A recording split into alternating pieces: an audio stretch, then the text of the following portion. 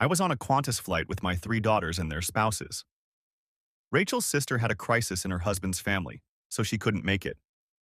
We had a good time recounting everything that was going on in their lives. They were very excited about a white Christmas. I had to warn them that they were traveling to the south of France, so it might not happen.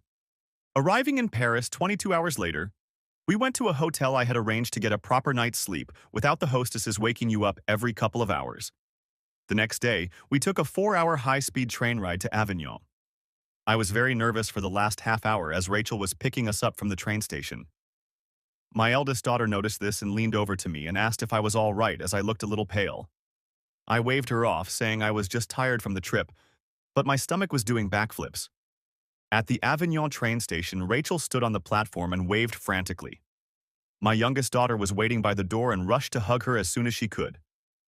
The rest of my daughters followed her as my husbands and I gathered our bags and got them off the train.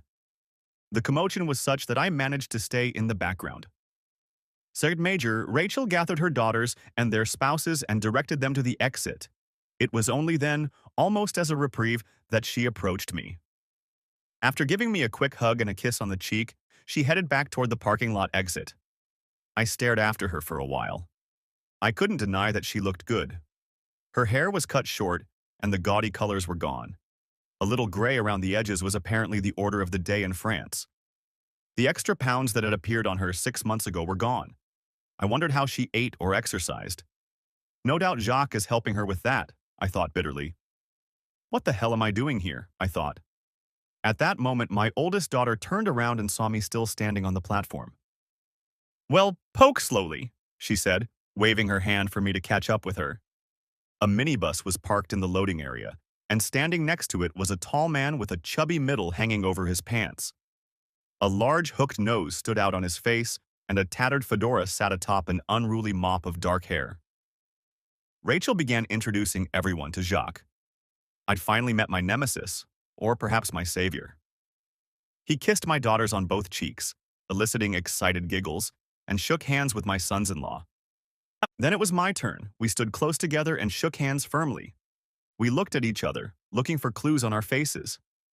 I let go of his hand first, pretending to crinkle it when he squeezed it one last time. He smiled. I caught a hint of satisfaction or triumph. He turned away and headed for the driver's door of the minibus. In the minibus, we designated the back seat for our bags and then took our seats. Jacques motioned for Rachel to sit in the front. She hesitated, but followed his instruction. He mumbled something in French to her as she sat down and gave me a scornful look. It didn't bother me. Sometimes it's good to be underestimated. During the trip to Rachel's villa, she played the role of tour guide, pointing out various sights. I mostly ignored her, as the French stuff didn't really appeal to me at the moment. Eventually, we pulled into a driveway with a large automatic wrought iron gate that looked new, or at least rejuvenated. It was bordered on both sides by trees, which made it seem like a tunnel. After about 150 meters, it opened up and turned into a circular road in front of an imposing 2-story stone building. Inside the circle were many newly planted rose beds. Their bare stems were waiting for the warmth of spring to come to life. "Welcome to La Masse Bleue," exclaimed Rachel, standing up in the aisle of the bus and spreading her arms wide. We got off and collected our bags before heading towards the large wooden front door. It didn't look very attractive from the outside. I later learned that because of its heritage value, they had to preserve the facade, but inside it was different. Opulence and luxury is one description, but vulgarity and ostentatious splendor is another. Polished concrete and marble everywhere, softened only by woodwork and carpets. Antique furniture juxtaposed with modern electronics. It reminded me of a brothel. How do I know about these things? One of my clients owns several, and he wanted to expand one of them with a neighboring house. He took me on a tour so I could calculate the potential costs of remodeling the adjoining premises. The backyard garden was more elaborate. There must have already been remnants of one here, so it was just tidied up and some plants replaced. To the left, however, my wife's hand was visible again. A large, and I mean large, pool had been dug in the grassed area. Apparently, the one I had seen in the pictures when Rachel bought the house was too small. I estimated its dimensions to be 30 by 8 meters. Behind it was a building site, what Rachel called a cottage. I'd seen smaller townhouses with 2 bedrooms. The girls were excited and already planning return trips for the northern summer. Now I was guessing where some of the money had gone.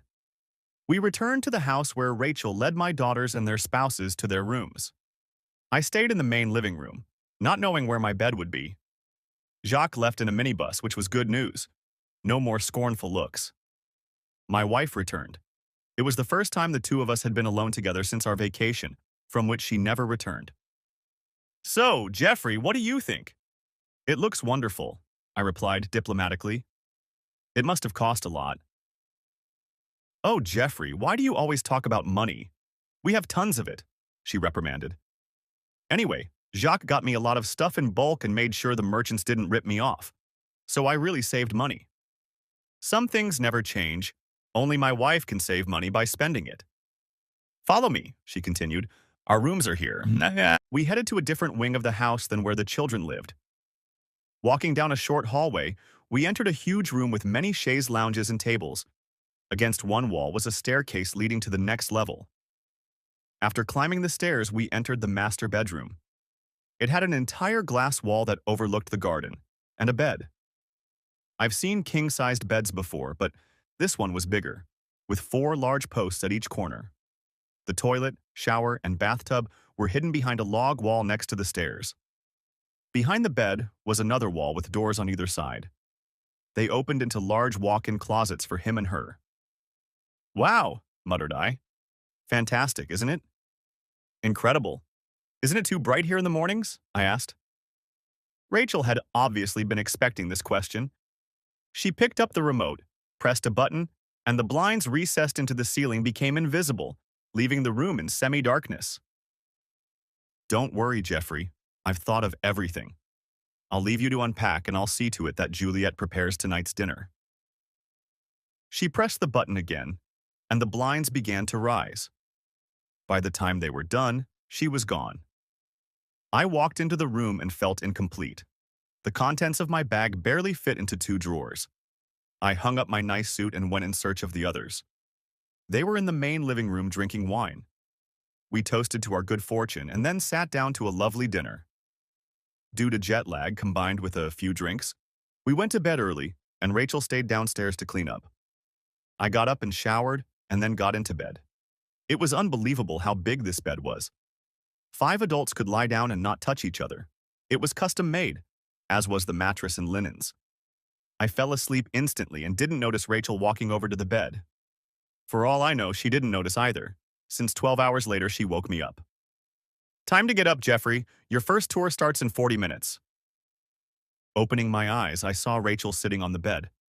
She ruffled my hair and I almost thought she was going to kiss me, but she didn't. "Take a shower and meet the others downstairs. The kids are already eating breakfast." She got up and hurried down the stairs. After taking a shower, I made my way down to the kitchen. The rest of the family was excitedly discussing the day ahead. Workers were poking around the construction site next to the pool. Rachel noticed me watching them from the window. "They're trying to get it ready for Christmas. I've got a few more people coming over for Christmas and Boxing Day." "Oh." I remained silent. My daughters were excited enough for me. "I've organized some excursions for the next couple of days. I'll be busy making sure these guys keep working." Rachel didn't seem to notice my indifference. "Is Jacques going to take us with him?" I inquired. "No, he's too busy. But he has another man to take you. Hurry up and have breakfast. The bus will be here any minute." I sat down, and Juliet set down an overflowing plate of food. I wondered what it cost to have 3 meals a day with an obviously talented cook. As I finished the last remnants of my meal, an elegant woman entered the kitchen and greeted my wife with a kiss on each cheek. Rachel clapped her hands together to get everyone's attention. "Everyone, everyone, shh, shh, this is Yvonne. She'll be showing you around for the next few days." "Hi," said Yvonne brightly and waved her hand briefly in greeting. Rachel gave us an introductory briefing and then ordered us to board the bus. Thus began days of tedious traveling through Roman ruins, cathedrals, and markets, if it weren't for Yvonne. She was bright, ebullient, and beautiful. She insisted I sit up front with her, her French accent mesmerizing. She was petite, almost doll-like, with delicate facial features and always immaculately dressed. I looked forward to the morning to see the bus pull up to the house. On the last day of our tour, we were at a market in a small village at lunchtime. My daughters were dragging their husbands between the stalls, and I was sitting in a cafe overlooking the market square with Yvonne. Did you enjoy your 3 days with me? She purred. Very much. And what are our plans for the rest of the day? I think we've had enough cities and cathedrals, so I've made arrangements with several vineyards for tours and tastings. Sounds fantastic. Then we'll meet Rachel for dinner at a local restaurant. And tomorrow? I asked hopefully. No sightseeing tomorrow. It's Christmas Eve. Time for family stuff. Ooh, I couldn't hide my disappointment. I took a sip of my coffee. Yvonne leaned over to me and touched my arm. She was the kind of woman who liked to make contact with the person she was talking to, and it felt good when she touched me. Jeffrey, can I ask you a personal question? Sure. You and Rachel are, how shall I put it, uh, live separately? She leaned even closer to ask the last question. Her perfume enveloped me. No. She leaned back. Shame. And then I might have had thoughts of what it would be like to be intimate with Yvonne, but I never thought the feelings would be mutual. The afternoon's entertainment turned into torture, as each of Yvonne's stroking and touching took on a whole new meaning. We were standing at a bench tasting wines, and her hand touched my groin. Before, I would have considered it an accident, but now the glint in her eyes spoke of something else. A large crowd had already gathered at the last vineyard. My daughters were lost in the crowd, vying for a chance to taste the wine. I stayed away, and so did Yvonne. Taking my hand, she pulled me outside to the garden behind a tall hedge. Kiss me, Jeffrey. I need to feel your arms around me, she said fiercely. I didn't move. I wanted to, but I didn't move. Taking the initiative, Yvonne grabbed my face and nestled her lips against mine. Her tongue penetrated my mouth, and I began to respond. Wrapping my arms around her, I pulled her to me, captivated by her taste and scent. Yvonne's hands traveled down my face, one resting on my shoulder. The other slid even lower, encircling my growing erection. Reality caught up with me when I heard voices. Several more people had come out into the garden. Gently pushing Yvonne away, I broke our embrace. We can't do this. This is madness, I whispered. I want you, mon chéri. She tried to move closer to me again, but I pushed further away. I'm married. My children are only 30 feet away from me. You want me. I know you do. I felt it. Tonight I'm renting an apartment near the restaurant. After dinner, tell me you don't feel well and need to go home. I'll take you home. Eventually. As she spoke, she motioned to me again. By the time she was done talking, we hugged again. We kissed again. I can't. I'd love to, but I can't. You can. It's our only chance. It's Christmas soon and you'll be gone. Please, I need you. I heard my daughter's voice very close by. Pulling away from Yvonne, I stepped back behind the hedge. There you are. What have you been doing? My daughter asked. Yvonne was just showing me the garden, I replied, trying unsuccessfully to act casual. Under my daughter's gaze, I felt my face turn red. Anyone would think you were up to something, she replied with a hint of accusation. Then she laughed. Apparently, the thought of me committing a rash act was a joke. Taking me by the hand, she led me back to the cellar door. Come, I want you to try one fine red. I tried not to be alone with Yvonne after that, but when we arrived at the village restaurant for dinner, my family got out of the car, leaving us sitting in the front of the minivan. Yvonne grabbed my hand. Remember, after dinner, complain about not feeling well. She squeezed my hand and then got out of the car herself. At the restaurant, Rachel was already seated next to a woman I didn't know. At the end of the table sat the ubiquitous Jacques. As we approached, everyone stood up and Rachel began the introductions. The second woman was tall and stout, a pleasant face with neatly styled hair, looking about 40. Jeffrey, this is Mandy. She's from London, and Jacques is helping her look for a place to live in Provence.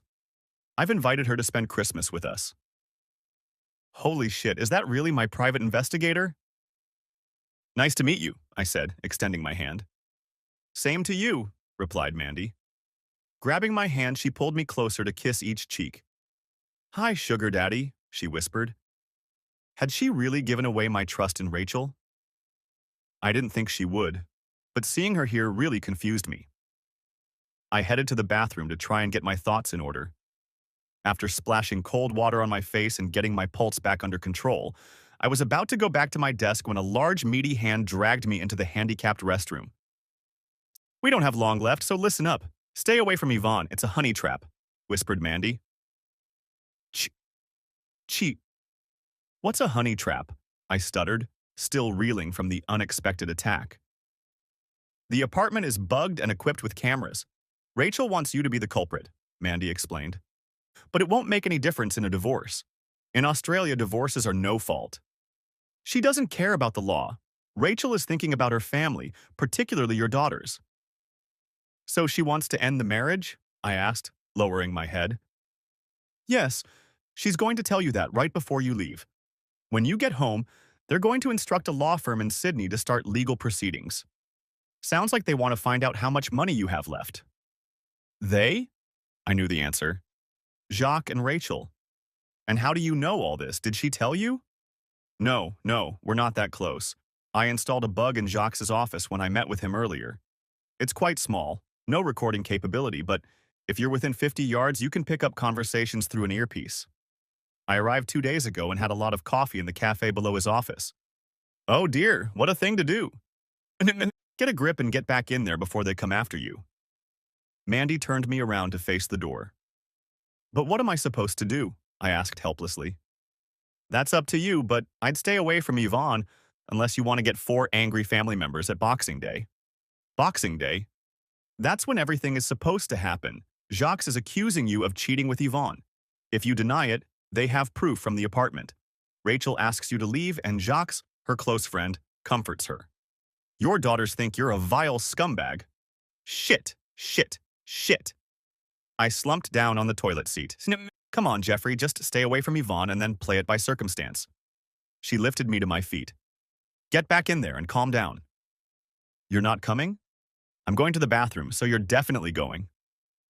She pushed me out into the hallway, and I went back to the table. Staying away from Yvonne was proving difficult. The only available seat, other than Mandy's, was right next to her. I started to move toward Mandy's seat, but Rachel stopped me. Next to Yvonne, Jeffrey, she ordered, and I obeyed. You look a bit pale, are you all right? Yeah, it's just been a long day, I replied, taking a seat next to Yvonne. The next hour was pure hell. Yvonne's wandering hands clung to me under the table. It was hard to eat the dish and fight her off at the same time. If not for the warning, I would have been flattered by the attention, but now I knew it was fake. When the main course arrived, I noticed that both Jacques and Rachel were looking at Yvonne. They must have been puzzled as to why we hadn't excused ourselves and left. Rachel tried to intervene. Jeffrey, you don't look well. You've got a long flight home coming up. Maybe Yvonne can drive you home and you can go to bed early. No, I'm fine, dear, I replied cheerfully. Doesn't this dinner look great? Eat, and then I'll take you home, Yvonne said huskily, trying to stroke my leg. No, I'll have plenty of time to sleep on the plane. I made it through the rest of the meal in one piece and already thought they had given up, but they tried again. The bus was full except for one seat for the tour, but now there were 2 more to go home, Mandy and Rachel. Rachel took charge again. Jeffrey, could you stay here and wait for the second trip? Jacques will drive, and when he's dropped everyone else off, he'll come get you. Yvonne will keep you company. The first part was phrased as a question, but it was an order. I was at a loss for words. Mandy tried to help. It's okay, Rachel, I'll stay, she said. Nonsense.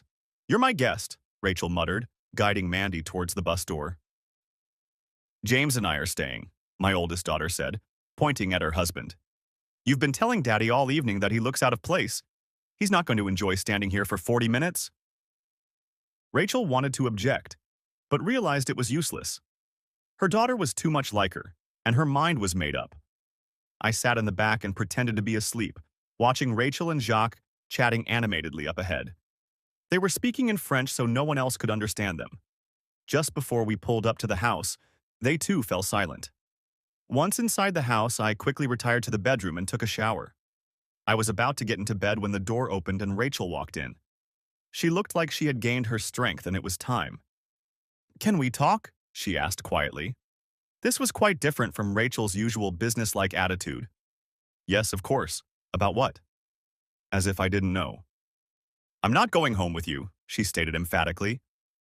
I know. It came out of my mouth before I could stop it.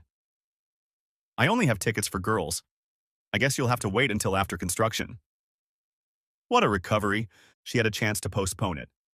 She hesitated, but obviously decided to continue. I'm never going home. This is my home now. I think she thought I was going to explode.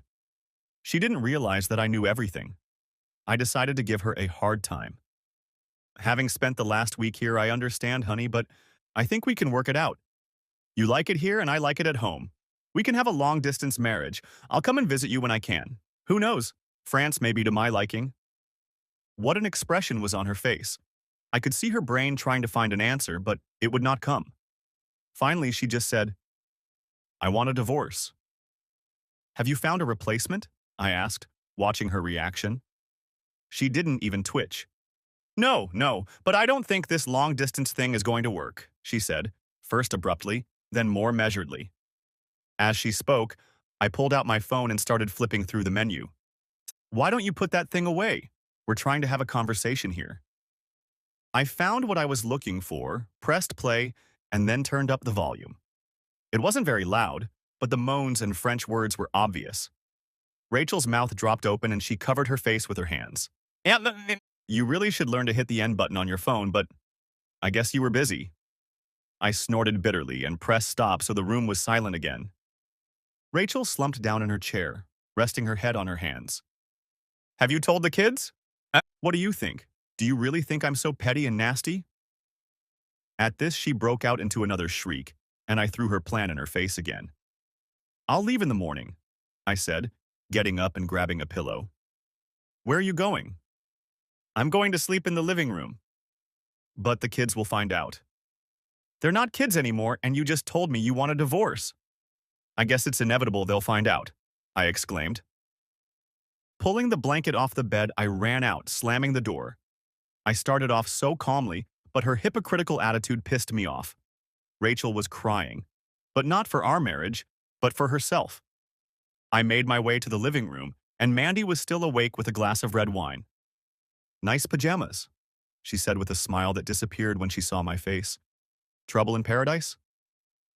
As expected, I sighed.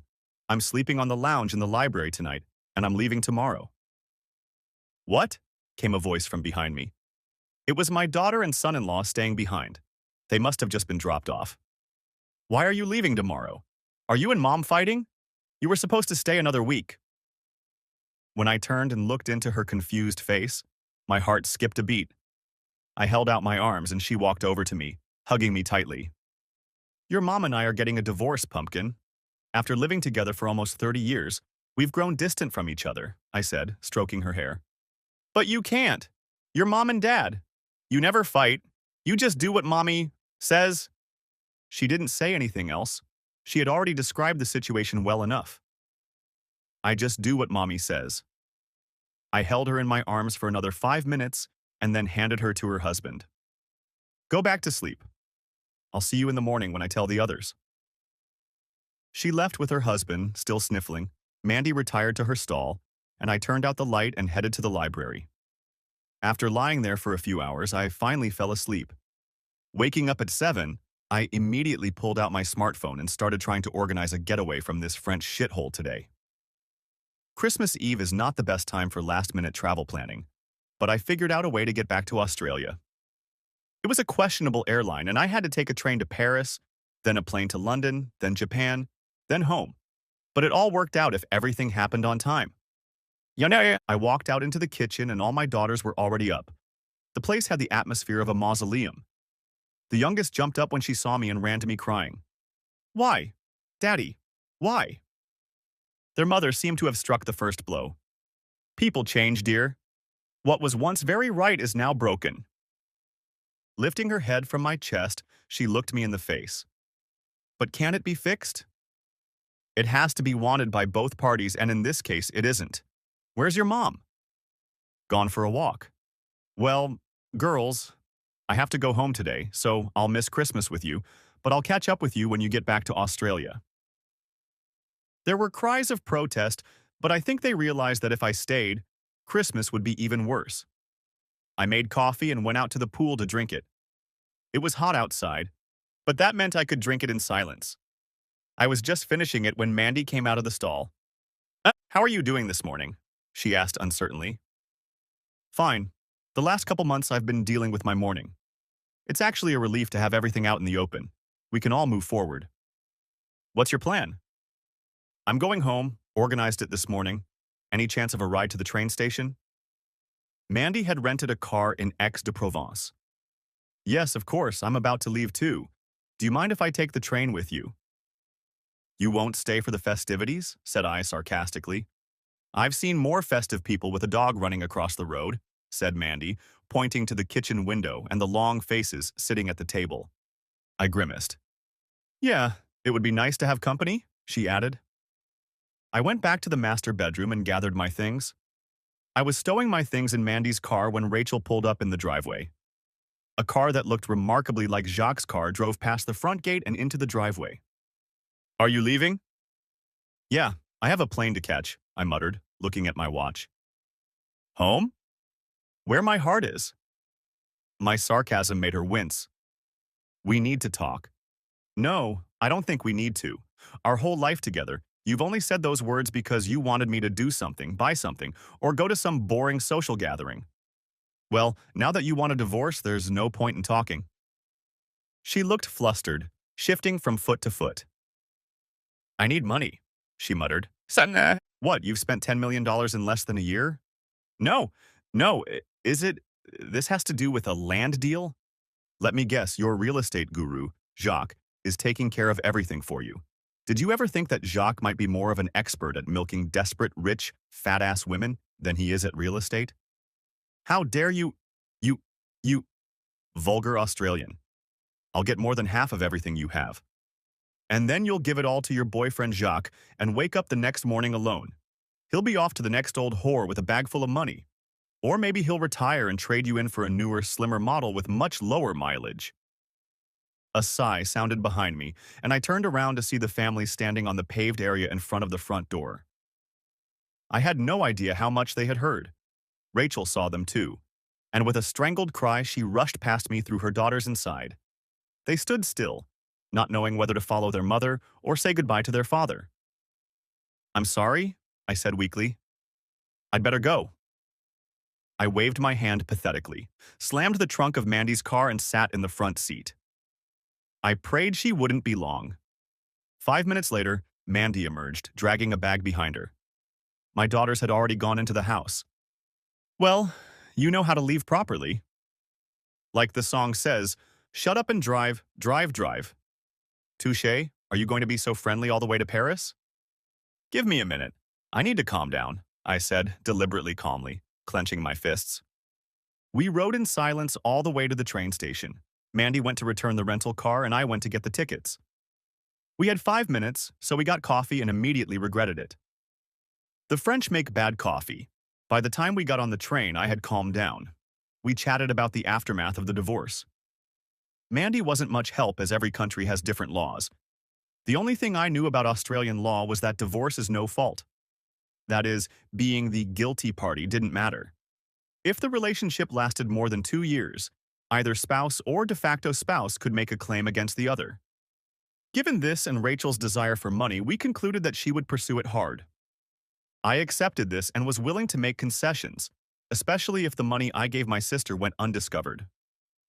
I figured that since the money had been transferred to her directly and there was no record of it ever being linked to my accounts, it was safe.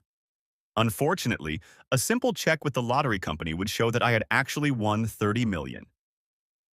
Given Rachel and Jacques' desperate lust for the money, I had to be careful. There was no way to discuss the money with my sister over the phone or via email. Everything had to happen face-to-face in a safe place. I may be paranoid, but I had hired a private investigator and had to assume they would do the same. After getting off the train in Paris, we took a shuttle and were at the airport very quickly. We said our goodbyes, and Mandy said that if there was anything she could do to help, just let her know. "Sure, for a small fee." "Sure," I laughed. You sure you don't want to come with me and spend Christmas in London? Tempting, but I just want to get home. I lied. I wasn't tempted. With that attitude towards the opposite sex, Angelina Jolie could have walked up and proposed to me, and I would have flatly refused. In fact, I missed Christmas. Having flown out on Christmas Eve, I landed in Australia on Boxing Day. I guess I didn't have much to celebrate. When I was in Sydney, I texted my sister to see if I could stay with her. I took a cab to her house. She lived in a fancy terrace house in Woollahra. Her boyfriend and his parents came over for dinner. She opened the door with a smile, but it was soon gone. "Oh my God, you look awful. Are you okay?" "Yes, but a little, very tired even. All sorts of crap has been piling up." "Rachel?" "Yeah, we're officially divorced." "Oh God, well, come in, come in. I guess you don't really feel like socializing, so go upstairs to the spare room, and I'll find an excuse for you." "Thank you. You're amazing." I staggered upstairs and slept for 17 hours. I woke up at noon in stormy Sydney, hot, humid, and stuffy. Going downstairs, I made my way to the kitchen and caught my sister doing the dishes. "You look much better. Are you feeling better now?" "Yeah, it's good to be home." She wiped her hands and hugged me. "Sit down and tell me all about it while I make you something to eat." So I did. I talked and talked. Ate, then talked some more. When I finished, it was already 4 o'clock in the afternoon. I talked about everything, the money problems, the fights. She already knew about the lottery winnings, but I let her know why I was hiding the 10 million. A recorded infidelity, Mandy's investigation, and finally, one hell of a Christmas vacation and confrontation. When I finished, my sister went to the fridge, pulled out a bottle of wine, and poured us both a glass. "I know a good divorce lawyer. We went to school together." "I think I'll use Brian's services at home. I know he's not an expert, but he knows both Rachel and me. He's up to date on our financial situation, except for your investments, and he's very close by. I don't like going to Sydney every time Rachel tries to pull some stunt." "So you think it's going to be bad?" "Also, Jacques is clearly pushing it. Do you still monitor incoming calls?"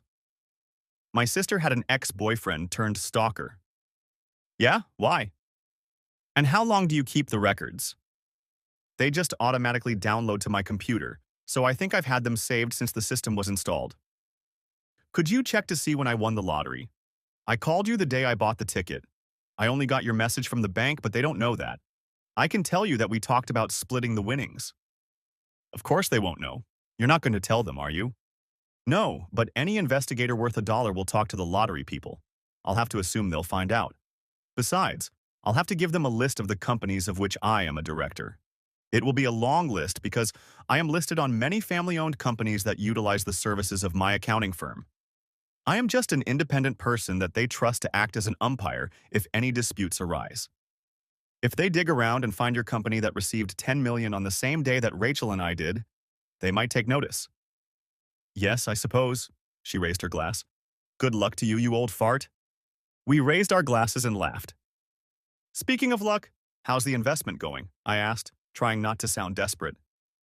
"Well, you know I'm not one to brag, but they're actually going great." "Really? So what did you pick?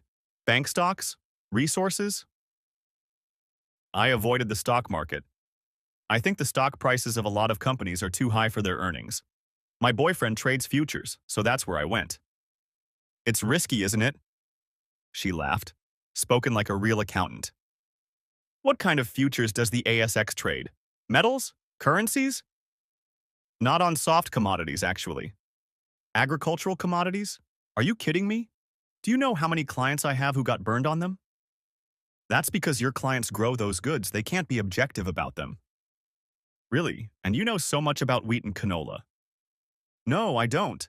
But I do know that when I started, prices were at historic highs, and the US and Europe had just planted a huge crop."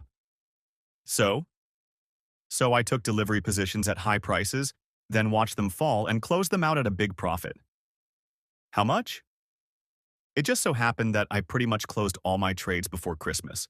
The market bottomed out after the US harvest in August.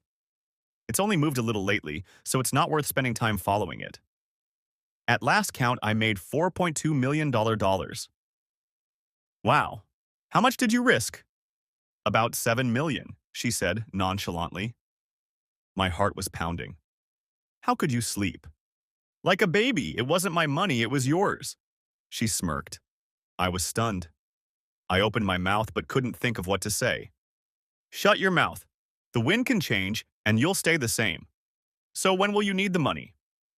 Hopefully not too soon. I can easily cover $5 million if the court decides so. $5 million? You're kidding. She got the same 10 as you. It's not your fault she gave it to that frog bastard. Yeah, but we were still married then. I guess they've been calculating the personal fortune since the breakup. Apparently she's broke now, so they'll want their pound of flesh from me. That's still bullshit.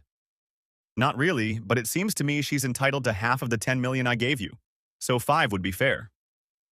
My sister fell silent and looked at me over her wine glass for a minute before replying, I didn't think you were capable of that.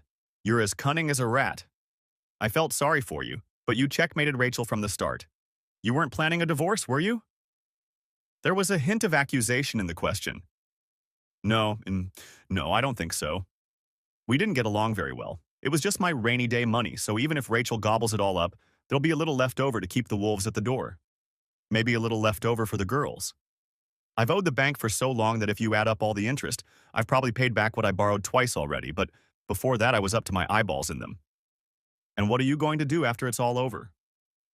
I'm going to stay in my little country town, walk down the main street every morning and say hello to the shopkeepers on my way to work. Do my allotted day's work and then go home talking to everyone I meet. In short, do what I've been doing. Except I'll be able to take it easy for a while when I get home. No traveling, fast cars, loose women. Not exactly my style. I can look around a bit. I've always wanted to walk the Kokoda Trail in Papua New Guinea. See what Uncle Jack went through fighting the Japanese in World War II. Maybe do some exotic fishing, but really I'm just a simple man. A simple, lonely man with a cold heart? She asked sadly. Maybe I'll just be more selective in choosing who I give it to. Do you have someone in mind? No, but I wasn't looking. I thought of Charlie before continuing. I guess I wasn't looking the first time. Rachel timetabled our courtship and wedding after our second date. We sat in silence, sipping our wine. I reflected on how Christmas had gone in my absence. Sister put her hand on mine and spoke again. Earth to Jeffrey. I'm sorry I was away. So you didn't hear anything? I shook my head. Well, I'll tell you in abbreviated form. Don't change, Jeffrey. You've always been a good, decent, dependable person in our family. You may be boring and old, but that's the way it should be. You're an accountant, for God's sake. All this hiding stuff, snooping, telling people off. Under the circumstances, I understand, but when it's over, go back to being the brother I love. Good thing I bought the abridged version. Very funny, but I'm glad you took my advice because that's exactly the kind of dad joke I expected from you. I stuck out my tongue, she made a grimace, and we laughed. It was like we were kids again. I stayed at my sister's for one more night, and then I went home. Everything was quiet there, and I gardened for a week until I went back to work on January 3rd. That week, my daughters came home. They took turns coming over and staying overnight. They were not very happy. They were angry with both of us. I tried to explain that people change. With them gone, we were like two strangers forced by circumstances to live together. The two older daughters seemed to understand, but the younger one took it harder. I tried to joke that they were lucky to have a place to stay abroad now. That didn't resonate. They might have been annoyed with Rachel and me, but they hated Jacques. He moved into the house on Christmas afternoon. On the day of the holiday, he started asking about my finances through Rachel. They told her that I was giving them some money and he was writing down the amounts in a day planner that he carried with him everywhere. Divorce planning was in full swing. Apparently, lawyers have longer vacations because 3 weeks later a courier arrived at my door. I signed for the package and was handed a copy of the preliminary divorce papers. The week before, I had already spoken to my lawyer over a steak and beer lunch. He explained to me what to expect. I looked them over but didn't go into them. I called Brian and told him I had gotten some materials from Rachel's attorneys and was sending one of the office girls to his office with them. He said he'd look into it, and we agreed to meet after work at his office. I got there just as his assistant was coming home. She said he was in his office and I went in. He was sitting in a chair leafing through some papers. "Are you ready, or would you like me to come in tomorrow?" I asked, standing at the door. "No, no, come in, sit down. I just wanted to take another look. They seem pretty simple." "You must read things differently from me." "These things," he replied, holding up a bundle of papers, "are the same to me as a cash book is to you." "Well, what's the verdict?" "Like I said, they need your attorney's name, a copy of your last 2 tax returns, and a statement of asset position. The only thing that's a little different is that they want the case to be tried on an expedited basis." "Isn't that a common case?" "Yes, but the Australian family court doesn't like quick divorces. You usually have to prove that the breakup lasted 12 months before they'll let you start proceedings. They don't like it when people reconcile 2 weeks after the divorce. No. If they start counting the separation from when I first left France, that's better than 6 months." "Yes, but you told me that Rachel still had money then, so they consider the divorce to start on Christmas Eve. That way she'll be penniless and they'll get half of what you have left." "Okay, so what do we do?" "That depends on what you want to do. They're going to petition the family court for an early hearing because you're going to be living on opposite sides of the world, so there won't be much chance of reconciliation. You may agree and speed up the process, or you may disagree and slow it down. Also, there are 2 paths in family court: the normal path in front of the full court or the non-adversarial path, where it's more of a meeting rather than the formalities of the full court." "Which path are they insisting on?" "They want a full trial. This law firm is full of heavyweights. They want to take you to the bench and have a blitzkrieg." "Okay, then we'll agree to a speedy trial, but we want it to be non-adversarial. If they desperately want to be heard, then we'll do it on our terms."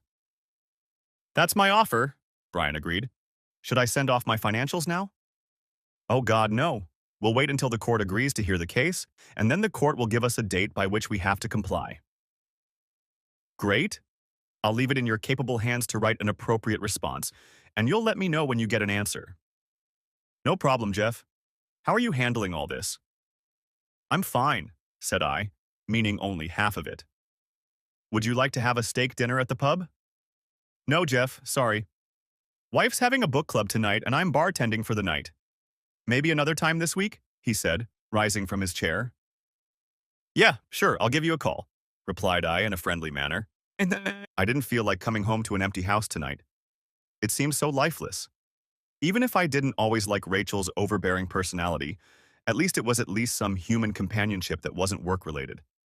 I decided I needed to join a service club or a sports group so I could have some other outlet. Leaving Brian's office, I headed for the supermarket. I was perusing the meat department, contemplating which piece of animal flesh I was going to grill to serve with mashed potatoes and green beans, when a voice from my recent past came from behind me. "Jeffrey, how was your Christmas vacation?" the cheerful voice asked. I turned around and saw Charlie pushing a grocery cart. "I spent Christmas Day on an airplane coming home, so not so good," replied I bitterly. "Oh," she looked uncomfortable. I knew what I was getting into when I flew. I just have to put on my big boy pants and continue on my way. How about you?" I tried to be cheerful. "Okay, we went to a recreational park on the Central Coast. On special days, it's best to be away from home. It helps keep the ghosts at bay." Now I felt uneasy. It's funny how you can get so tangled up in your own little world that you feel like you have the worst problems. Charlie once again showed me how tiny mine were. "How's David?" I asked, changing the subject. "He's at a regional cricket camp next week, so he'll be in heaven." She smiled again. I did something I rarely do, acted on impulse. "I'm just putting something together for dinner. Would you like to come over to my place tonight?" The smile twitched, then blurred. "Okay, you get the meat and I'll make the salad." "Great, at least something will be edible." I smirked, but the urge to hire a house cleaner flashed through my mind. "What time?" "When you get here. And I'll take my stuff home and then make the salad say, in an hour? See you then." I grabbed a steak and a package of chicken fillets and headed home. As I cleaned up the living room as best I could, I regretted not running the vacuum and mop. As it seemed to me, the doorbell rang in the blink of an eye, and I looked around. Damn. There was a stack of empty picture frames on the mantelpiece above the hearth. I was putting away a few smiling snapshots of Rachel and myself. The doorbell rang again, and I went to let Charlie in. As I opened the door, I saw Charlie juggling 3 bowls, about to ring the doorbell again. I grabbed one of them just before it fell. "I thought you changed your mind," she said irritably. "I'm sorry. The maid has the day off today, and I was trying to get the house in order," I muttered, inviting her in. "Nia." Charlie set the bowl on the kitchen bench and looked around, then at me. "You should have come to me." She looked around again. "I'm sorry I jumped on you. You start cooking and I'll get cleaned up in the meantime." I grabbed the steaks and headed over to the barbecue. When I returned, the room was much nicer, the windows were open, letting out the musty air, and the table was set. "Would you like a glass of wine?" I asked, putting the steaks on the table to rest. "Yes, that would be great." "Red or white?" "I know it won't do, but I'd prefer white." "No worries." I went to the refrigerator and pulled out a bottle of Pinot Gris. We sat down at the table, I poured, and Charlie served the food. We ate, just making small talk. Afterward, I cleaned up and put the dishes in the dishwasher while Charlie fiddled with the coffee maker. We went out onto the terrace where the heat of the day was beginning to dissipate. I briefly told her about my French excursion. "So it's over then?" "Yes and no, the relationship is definitely over." "And the breakup? I'm afraid the legal process may take a bit longer." "The money?" "Yes, I'm willing to give her half, but I think she might want a lot more." "How much is half?" I'm sorry, you don't have to answer that." "No, that's all right. About 5 million. 5 million? I'd be jumping for joy if I got even a tenth of that amount." "Did you get the insurance on your husband's death?" "No, the damn insurance companies. He had just started a new job 6 months earlier. He transferred his retirement program to a new company, which was supposed to include life insurance. However, 2 months after he died, I received a letter stating that they considered it a pre-existing condition. All I got was the $30,000 he had in his retirement fund." "Do you own your own house?" "Yes, but there's a mortgage. The $250,000 we were supposed to get should have nullified it, but it didn't." "I'm not a lawyer, but I have experience dealing with insurance companies through my clients. I believe you should have been paid." "So do I, but I couldn't afford a lawyer to verify it." "Do you still have the paperwork?" "Yes, they must be somewhere in our records." "You won't mind if I ask my attorney to take a look?" "I think you have 7 years to fight these things." "I still have the same problem. I'm a part-time teacher, so I don't make that much. And I haven't had a paycheck in 4 weeks over the holidays. I can't afford it. So I'll be on top of all the expenses, and if you need money to get through the rest of the vacations, I can help you out." "I don't need your charity, Jeffrey." "Who said anything about charity? You can work for it. The closet is full of Rachel's dresses that I want to put away for safekeeping. Shoes, handbags, all of it I want to pack up and send to the store when I get permission. You can see for yourself that the house needs a woman's touch. You can have it cleaned up in the next 2 weeks, and when you go back to teaching, I'll hire a cleaning lady." She looked at me questioningly. "How much do you pay?" $30 an hour. "I don't like cleaning my own house, $40. $35 and not a penny more." "Done." "Not yet. I have one condition. To seal the deal, you have dinner here again tomorrow." "I don't know about that. Maybe you're a pervert with plans for my body," she pouted, her voice hoarse, and her eyes hidden by her hood. Once again, she rendered me speechless. I pretended to be a fish, opening and closing my mouth a couple times, but I couldn't find the words. Charlie burst into laughter and almost fell out of her chair. I got up irritably and took the coffee cups and saucers to the dishwasher. She followed me, giggling. Here we go, Jeffrey, baby," she soothed me in a little girl's voice. I was just kidding. She started laughing again. "You better be careful. I might have a surprise." "Yes, of course you can." She looked around nervously, concerned at my boldness. "I'd better go." Charlie headed for the front door and I followed her. She opened it, but stopped on the threshold. "What time tomorrow?" "Suit yourself." I took a bunch of keys from the desk drawer in the hallway. "Here, take these. You can come and go whenever you want." She took them and turned to leave. "Charlie, I'm sorry about what happened. I didn't mean to." "Kiss me? You know how to make a girl feel desirable." "No, no, to make you feel awkward. That's exactly what I meant." She looked back at me, turned around, put her hand on my arm and kissed my cheek. Good night, Jeffrey. I can see I'm going to have to keep an eye on you. Her smile returned. She left, and I finished getting myself cleaned up before going to bed. The next morning, I was just finishing breakfast when the front door opened and Charlie walked in, dressed in old paint-splattered shorts and a big man's work shirt with the sleeves rolled up. I led her through the house to my wife's closet, my ex-wife's closet. Then we went to the laundry room, and together we found almost all the cleaning supplies. And finally to the garage, where I displayed a stack of flattened cardboard storage boxes. We used these when we moved the girls. They're easy to assemble. I demonstrated. I think I'll start with the cleaning and get to the clothes later. Okay, if you need anything, give me a call. Oh, the air conditioning control is on the wall in the hallway. You might need it when it's a hot day. Thanks, I'll be fine. I headed for the door, then came back. Charlie was struggling with the vacuum cleaner. Charlie, are you staying for dinner tonight? I mean, if you want to, you don't have to, obviously. Yes, that would be fine. But you'll have to keep your lips to yourself. I'm an employee now. I can sue for sexual harassment. Sure, yes. Goes without saying. Charlie laughed again at my awkwardness. Get out of here, big guy. I've got work to do. I found the insurance papers last night there on the hall table. I headed off to work as usual, only this time I was anxious to get home. I sent one of the girls from the office to Brian with Charlie's insurance letters and a note for him to call me when he could look at them. I actually left work a little early and bought flowers and another bottle of wine for tonight's dinner. When I walked in the door, I was so tempted to say, "Hi, honey, I'm home." But I didn't, because I found Charlie on her hands and knees in the shower stall of the master bathroom. She was trying to scrub some stubborn stains from the grout between the tiles. She looked up and saw me.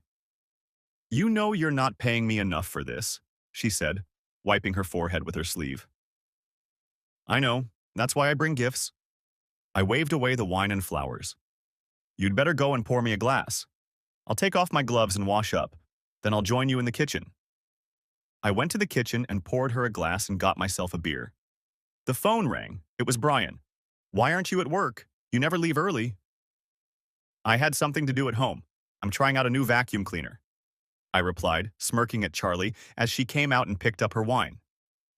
"How was it?" "Not too bad. Could use some more practice, but we'll see how she does." Charlie gave me a thumbs up and then pretended she was going to take a shower. "If she does well, let me know. My wife is looking for someone to help her around the house." "I will. So what's the problem, Brian?" "No problem. I got an email from the family court. Your non-adversarial hearing is set for a month from tomorrow." "Is that fast?" I asked doubtfully. "Absolutely. I guess I underestimated the influence of Rachel's law firm. I didn't think anything would happen for 3 months. Anyway, we have to send them your financial statements with an independent appraisal of your home and business by the end of business Wednesday next week." "I know. I'll get on it tomorrow. I should be able to get them to you in a couple days. Who's doing the appraisals?" "I have one person I use. I'll light a fire in them tomorrow, and they might want to talk to you later in the week." "Fine. Have you had a chance to look at the insurance material I sent?" "Yes, I just flipped through it." "And?" "It's just as you thought.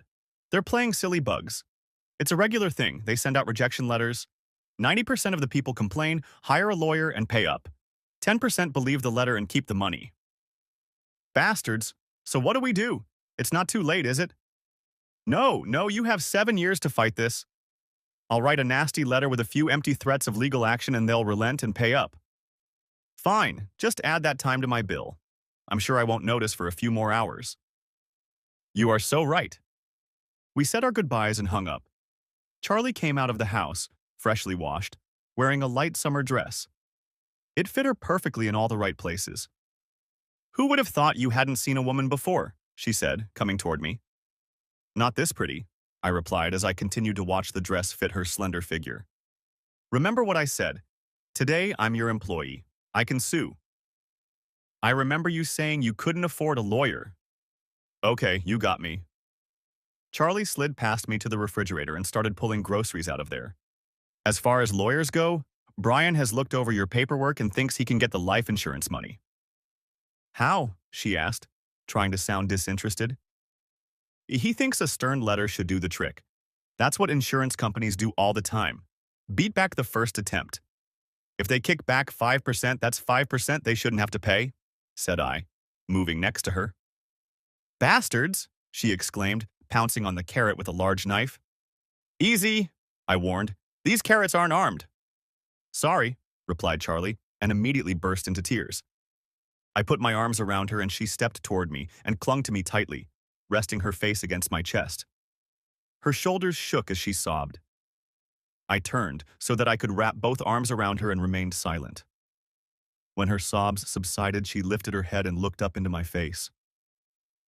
I'm sorry, I haven't cried like that since John's funeral. It's just, why, I was mourning my husband and trying to support our son, and they want to play these goddamn games. I brushed a few tears off her cheek. It's okay. We'll get the money and the interest, I said quietly. I know, it's just the principle. Thanks for your help. Charlie stood up on his toes and we kissed. After pausing for a moment, we looked at each other and then kissed again. We stopped kissing, but I continued to hold her against me. Her head turned and lay on my chest and I rested my chin on the top of her head. Thank you, Jeffrey. I wish I could give more, but with David and everything. She snorted and wiped her eyes. Shh. I know. We both have a lot of complications. We can still be friends, though, right? Yeah. Good friends? I asked, surprised by the lump in my throat. Yes. We continued to hold each other until Charlie stepped back and took over. The chicken is marinating in the fridge. Grab it and head over to the barbecue. I'm starving. We had a glorious dinner and continued our conversation, only on lighter topics. For the rest of the week, we had dinner together. My house sparkled clean and orderly, and I tried to think of ways to get her back next week, but she wasn't keen. I have to meet David tomorrow, and I've never had a male friend except a relative since John. I don't know how he'll react. Can't you put your life on hold? I know, but I think it's too soon. Okay, I'm sorry, that's not what I meant to say. Maybe you could both come over for afternoon tea next weekend? Just to see how it goes? You're still married. Hardly. Please, could we try to keep things friendly? Oh, I'll think about it, but don't push me, Jeffrey. She walked away and I immediately felt ashamed and embarrassed for pushing Charlie. It wasn't fair. There were a lot of obstacles between us, and I was being selfish. The next day I sent her flowers to apologize and left her alone for the next week. As it was, I was busy organizing all my financial data and completing my home and business valuation. Before I knew it, it was Friday. I hadn't heard from Charlie all week and I figured I had failed. I was at home eating dinner when there was a knock on the door. It was Charlie. Hi, she said. Hi, I replied. For a minute, we didn't speak. Do you want to come in? I asked to break the silence. No, I have to pick David up from cricket practice. I just popped in to see if there was still an invitation for afternoon tea. Of course, but you don't have to if you don't want to. I understand if you find it inconvenient. No, we'll be here. I've thought about it a lot and I can't stand still forever. I'm not promising anything. I don't know how David will react, but I'll try. The next day, I had a good night's sleep and then went to the bakery to get a cake and other sweets for afternoon tea. When I got home at lunchtime, I ate a roll and salad and then went to my home office to organize a couple of things for the afternoon. I hadn't told Charlie the time and assumed I would be after Charlie's cricket. Around 5 o'clock, the doorbell rang. Opening the door, I greeted Charlie with a discreet, "Hi," and she introduced me to her son, David. He was taller than I would have guessed for a 13-year-old. Blonde hair like his mom's, but a differently shaped face. His square jaw gave him a masculine profile, but his build was still that of a lanky boy. He looked at me coldly, but shook my hand when I offered it. After escorting them into the house, I invited them to a table on the veranda overlooking the garden. I brought myself and Charlie each a glass of wine, and David a glass of ice water. He was a serious young man, and he cast a disapproving glance at his mother when I handed her the wine glass. I guess he was in charge of their house and had matured quickly since his father's death. I asked how the cricket game had gone, but got only one-word answers. Charlie looked annoyed and shuffled in her chair as if preparing to get up and leave. It was time to try out my plan. David, I want to talk to you about something. I assume you know that your mom cleaned up the place a bit while you were at cricket camp. He nodded, and his mother raised an eyebrow in my direction, no doubt wondering what I was up to. I've realized something since then, and I need to talk to you about it, I said seriously. Charlie took a sip of wine and, in an attempt to interrupt me, coughed and hissed. Apparently, she thought I was about to confess my undying love. I smiled encouragingly at her, but it didn't calm the panic in her eyes. David, seeing his mother's reaction, tensed up and looked at me with a hard stare. None of this is for me, I said, waving my hand at the garden and lawn. Your mother told me you want to upgrade your cricket kit, so let's get together and solve both our problems. His hard stare softened and was replaced by a moderate interest, aided by his mother's sigh of relief. Seba, I don't know what your schedule is, but I was hoping for a couple daytime hours a week for $15 an hour. There was a hint of a smile. What will be my duties? Asked David. Let's go for a walk, said I, getting up. The three of us walked around the garden the old-fashioned way, and I pointed out what needed to be weeded, raked, and mowed. We ended up in the garden house, where I opened the roller gate for tools and the lawnmower. When do I start? Asked David enthusiastically. Whenever you want to, I replied. How about I do some mowing today? I don't mind, as long as your mom doesn't have to rush. Charlie smiled approvingly, and I showed David how to operate the mower. He made the first lap, and we went back to our wine glasses. I refreshed them and sat down, feeling very pleased with myself.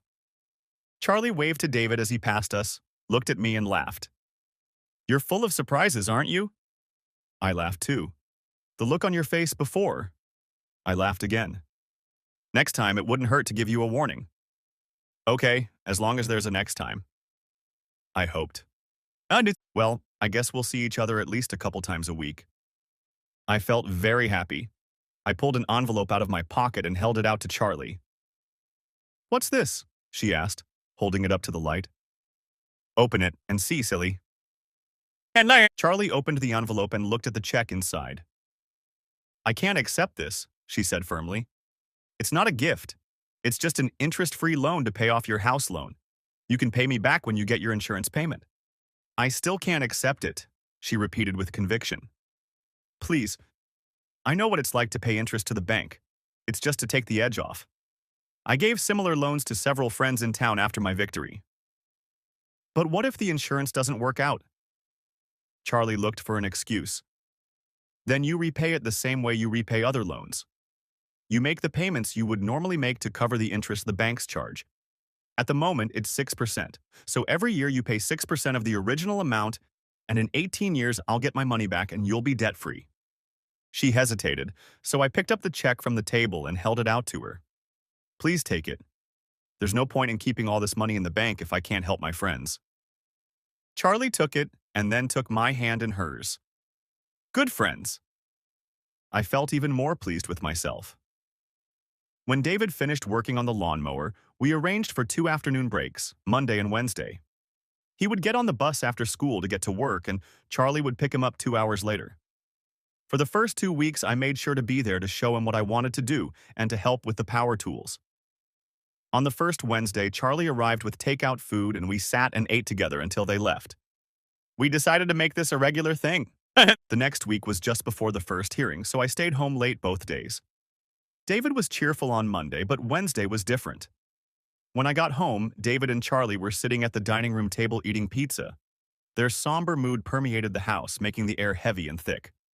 I tried to smile, greeting them, but it didn't work. David has something to tell you, said Charlie seriously. David threw her a sour look, then transferred it to me. I'm not going to do it again. Dinner or the garden? I inquired cautiously. All of it. He hummed, stood up, and got ready to leave. Can I ask why? I cautiously inquired, keeping my voice calm and non-threatening. Because... David looked at his mother, but she offered no help. His gaze returned to me. He hesitated, then hardened and continued. Because I don't want a new father. I have a father, and I don't want some creepy old man hanging around my mom. I wasn't shocked, and although I was hurt, I tried not to show it. It wasn't said with malice or aggression. David had been the man in his mother's life for 3 years. He had protected her and himself from the uncertainty of the relationship after the latter had ended so prematurely. It's your decision, David, and I respect it. We can talk about it. I can't replace your father, and I would never seek to do so. As for me being a creepy old man who hangs around your mom, I think that's your mom's decision. I consider her a good friend who is helping me through some tough times right now. He didn't flinch, nor did I expect him to. His fists were clenched, but not aggressively, just reaffirming his resolve. We both looked at Charlie. She was still sitting, which I took as a good sign, but I could tell she didn't like it. Why don't we sit down and eat together? The pizza's getting cold already, I asked, trying to diffuse the tense situation. I'm done. David gave his mother a stern look. Apparently, he wanted her to get up from the table. She remained seated, though she was uncomfortable. Well, I'll wait in the car. He ran out, slamming the front door. Charlie's face clearly showed resentment, and I wanted to hug her again, but I didn't think this was the time for that. I sat down and put my hand on her arm as a sign of, I don't know, support, understanding, fear, maybe just friendship. I think she was close to tears. Do you know what caused this to happen? I asked quietly. No. One of his friends rides the same bus that brings him here. He asked David when we were moving. Charlie tried to maintain eye contact with me, but I knew she was tearing up at the moment. Okay, that explains it. You should go over there. I don't want to come between you two. It hurt to say it, but it was the truth. I know, but why don't I have a say? Her voice rose an octave in frustration. Maybe you can, but not when David is so upset. I'll be away next week for divorce hearings, so take a week and let him cool off. I'll call you after I get back and we can have coffee downtown. I'm sure she was relieved that I'd given her an out. Charlie stood up, grabbed her bag, and was halfway out of the room when she stopped, hesitated, then came back and kissed me on the cheek. Putting her hand on my shoulder, she smiled. Thank you. She squeezed my shoulder and left to find her son.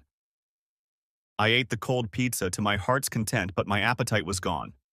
I cleaned myself up, took a shower, and went to bed. Part 2. The next morning it was raining heavily. I opened the bedroom curtain, saw the bleak outlook, and crawled back into bed. After lunch, I had an appointment with my lawyer. We were going to go over Rachel's financial report, which had finally arrived yesterday, and strategize for Wednesday's hearing. I couldn't sleep. Visions of Charlie and David popped into my mind every time I closed my eyes. I got up, ate breakfast, put the laundry in the washer and then in the dryer. I was bored, so I grabbed my umbrella and went for a walk downtown. It was quiet for a Saturday, probably because of the rain. I walked into a cafe, ordered a coffee, and picked up a newspaper. I spent a leisurely hour leafing through the papers and ate a plowman's lunch. I was waiting outside Brian's office when he came in. Nothing this morning? Brian chirped. Yeah, my social diary is a bit empty at the moment, I hummed. Yeah, I guess it is. Brian fumbled through his keys, trying to find the right one. Inside, Brian handed me a financial report to review. It was brief. The villa, despite having been bought for $5 million and then extensively renovated, was worth, including furnishings, $1.4. A 75% stake in a French real estate investment company was worth $750,000. These were all assets, and on the debit side, there was a loan in a French bank for $400,000. It was unbelievable. $10 million turned into $1,750,000 in less than 12 months. Sharing that money was the best thing I had ever done. Looking up, I saw Brian watching me with an amused expression on his face. Amazing, isn't it? Unbelievable. It can't be true. I was shocked. Hardly, but it explains why we got it so late. It's impossible to verify those numbers in 3 days. Shouldn't they be independently verified? I slapped the folder on the table with annoyance. Yes, but our problem is that we don't have time to organize the evidence to challenge them. Maybe we do. Mandy's mind raced. What time is it in London? Must be the middle of the night. Brian fiddled with his phone looking for a world time app. Yes, I have an acquaintance there who might be able to help. I'll call her later and ask her to work on it. Okay, now let's get to your defense. Do you still want me to propose? Asked Brian. Yes, tomorrow at 4:45, so they'll only have one day to consider it. Still $4 million? I could tell from his tone that he didn't approve of the offer. Yeah, but they won't give more than that, will they? Definitely. I'd say they'd want half of your assets, including the family home and business, and a little more for 20 years of service. About 6, 6.5. What they'll agree to, that's the question. So, they laugh at 4, that's what I want. Then, when we go before the judge, we can at least try to agree. But if we can't prove that Rachel still has the money stashed away, the judge will think it's a joke too. It's worth a try. If my contact in London works, we might have proof. Don't get your hopes up. You don't have any skeletons in your closet, do you? I don't like the sound of that, Brian pouted. Do you really want to know, or is it better not to tell you? You better tell me. I don't want to be caught off guard, and Rachel's lawyers are just brutal. Okay, I want a little over 20 million, I said, embarrassed. How much more? 10 million more? Brain was stunned. And where are they? Not under the bed and buried, I hope. No, my sister has them. I gave her a third for safekeeping. What? Why isn't it on your financial statement? Well, technically it's not mine, and only she and I and now you know about it. Oh, and the lottery people because they paid her directly. I said she and I had a syndicate. Formally. And where is it now? Brian was starting to lose his temper. He's in an investment company run by my sister. I am a director, and it's on my financial report where I list all the companies I am a director of. Brian picked up the folder containing my report and began leafing through it. Page 4, Mistcal Putty Linted. What are these companies? Asked Brian, pointing to the half-page list. Many of my rural clients run their businesses as family companies. They prefer to have an independent director to act as an umpire in family disputes. I don't get paid, but I get the accounting business. Are there any other multi-million-dollar companies around here? Haven't you tried to buy a farm lately? They're all million-dollar companies. The biggest one, Jones Bros, is worth about 40 million, but they have a transportation component in their portfolio. He stroked his chin and looked at me through the glasses perched on the tip of his nose. I was wondering why you included that list if you claim you don't get paid as a director. Hiding in plain sight, huh? I'll have to keep an eye on you. I didn't expect you to be so sneaky. There's nothing to hide. It's my sister's money. I'm just doing the bookkeeping, said I with a smile. Is that your official position? Do you have proof that this syndicate existed? Yeah, I have a winning ticket that shows the time and date of purchase and phone records that show I spoke to my sister shortly before, said I hopefully. Not firm, but we can make it fly. Is that why you're offering 4 million? I just want it over quickly. How high are you willing to go? 5 wouldn't be too much if I'm in a good mood, maybe 5.5, but no more. I had to fight the melancholy that had seized me. Talking about breaking up a long marriage over money was making me wistful. Okay, I think I know what you want. That's enough for today. Talk to your London friend as soon as you can and contact me if you find anything useful. I won't be in the office on Tuesday, but you can reach me on my cell phone. I'll see you early Wednesday morning in family court, said Brian, getting up and extending his hand. I shook it. Do you want to go and watch the pub soccer? I asked, trying not to sound too needy. I'd love to, but my daughter and her fiancé are coming over for dinner, so I'd better get home. Don't worry, I'll see you Wednesday, I replied, walking towards the door. Just one thing before you go. Don't look too prosperous on Wednesday, Brian said, and I looked back, raising an eyebrow in bewilderment. You know, leave the Armani suit at home. Come on, Brian, you should know me better than that. I may have some money in the bank, but I'm still as tight as a fish in an ass, like I'm going to spend that much money on a suit. Brian shrugged. Just dress lightly. Okay, I'll see you Wednesday. Outside, the rain had stopped and the sun was peeking through the occasional breaks in the clouds. I walked home, marveling at how the rain made everything around me sparkle. The lawns and shrubs seemed to grow before my eyes. Dust and road grime were washed off the sidewalks. Everything around me was renewed and revitalized. I wished my troubles could be washed away just as easily.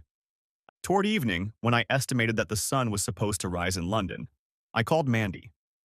The sun may have risen, but Mandy wasn't there. I left 2 messages for her to call me back. Just before I was about to go to bed, she called back. "Hi, Sugar Daddy," she purred seductively. "Hi, Mandy," I replied more formally. "Oh, so this isn't a social call? I was so excited to hear from you on Sunday morning," teased Mandy. "I'm afraid it isn't. I have a job for you. Since it's Sunday, you know this call is charged at double rate." She giggled. She seemed to still be suffering from the effects of the previous night. "I wouldn't expect anything else," I replied tiredly. "Well, you're no fun this morning, are you?" "It's not morning here. It's 10:30 Sunday night, and I'm sleepy." "All right, Grumpy, what do you want?" Mandy dropped her comedy routine. "I want you to make inquiries about the company that handled Rachel's house appraisal and investment with Jacques." "Okay, what's the problem with them?" She was all business now. "I think it's total crap. The house is appraised for less than she paid for it before the repairs and finishes, and the investment with Jacques is only recorded at $750,000. I want to know where the rest of it is." "Okay, keep your shirt on. When do you need it?" "The divorce hearing is Wednesday morning, so Tuesday night, I guess." Mandy laughed. "You're dreaming, aren't you? There's no chance of me getting it by then." "I know, but could you check out the company that did the appraisal? They must be questionable or somehow connected to Jacques. Find me something, please?" There was silence. "I'll try. That's all I can promise. And I'm only doing this because I know you're loaded." She laughed again. I gave her the name of the company and told her I would email her the report right away. Then we said goodbye and hung up. Tuesday afternoon, I couldn't concentrate on work. I called the hotel I was supposed to stay at the next night and made arrangements to stay that night as well. I left work 2 hours early, telling the receptionist to hold my messages until my return, which would hopefully be Thursday. At home, I grabbed the bag I had packed the day before and made the 2-hour drive to Bathurst, the nearest town where family court hearings were scheduled. As the family court was then a federal court, most sittings were held in state capitals or Canberra. Some hearings for early orders were held in regional centers, and fortunately, Bathurst was able to fit us into their schedule for tomorrow. Brian told me that if the case went ahead and Rachel continued to push for a quick hearing, we would probably have to travel further. In the event that the appeal was heard in front of 3 judges, I would have to go to either Sydney or Canberra. I arrived at the motel, got my keys, and made arrangements to have dinner at the restaurant that evening. Pulling up the blinds, I lay down and tried to get some sleep. The phone rang and I looked at the screen, hoping it was Mandy, but she wasn't there. "Hey, Jeffrey, where are you? I stopped by your house and office after work, but you weren't there," Charlie asked in a concerned voice. "I'm at Bathurst. I couldn't concentrate on work, so I decided to get here early. Did something happen?" No.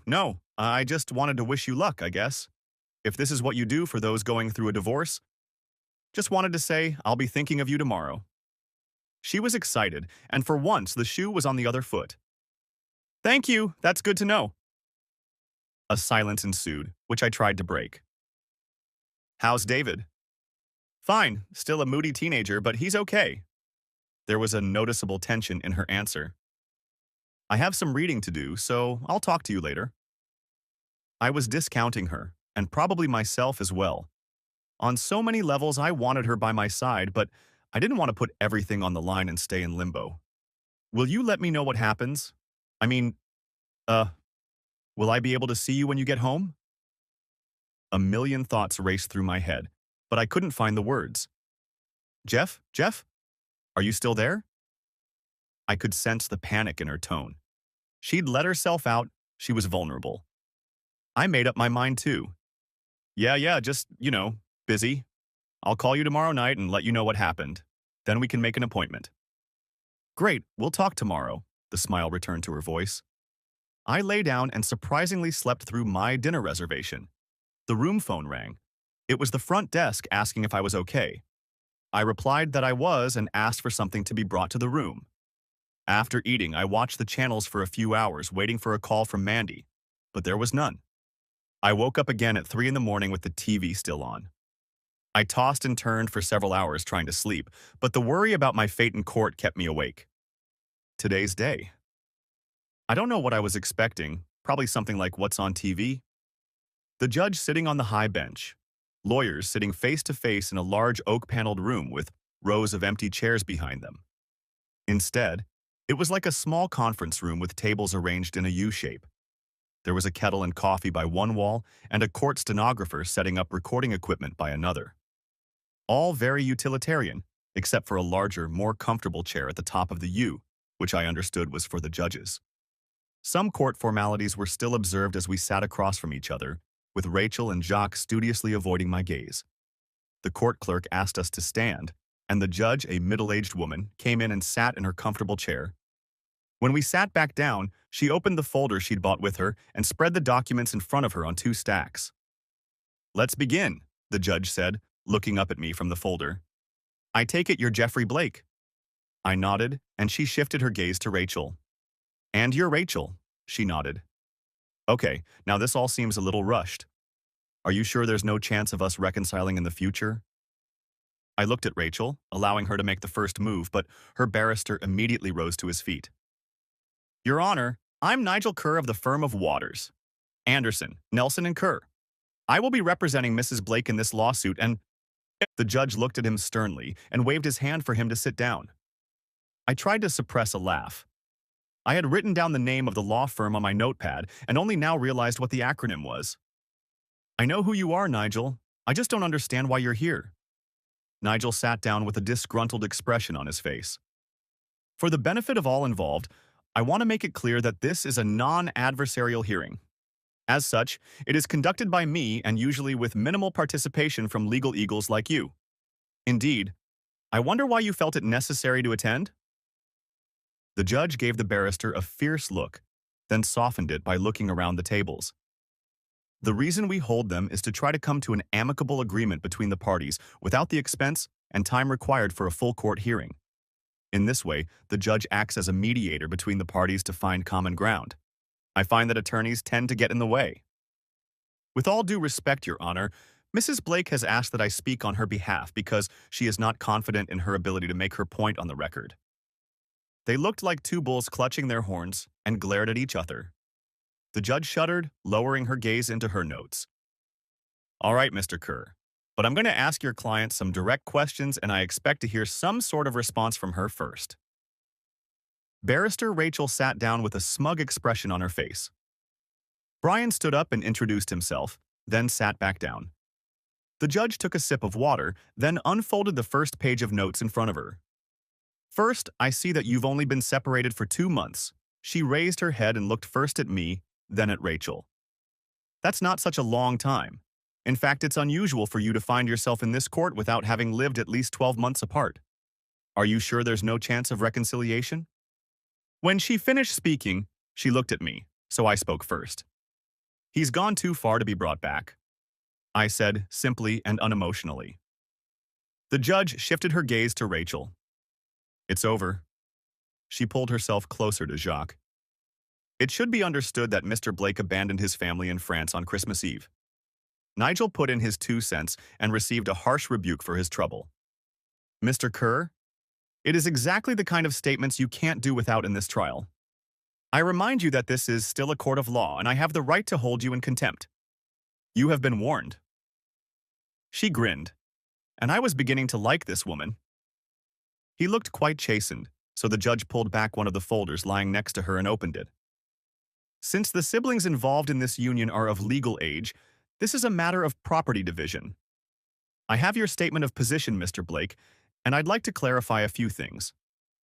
First, I see that there were 3 large withdrawals about 12 months ago that were noted on your tax returns as gifts." "Yes," I replied. "They were gifts to my daughters." "Okay, are they all married?" I nodded. "That would explain the different last names. I thought you might have a harem or something." She said it jokingly, but no one laughed.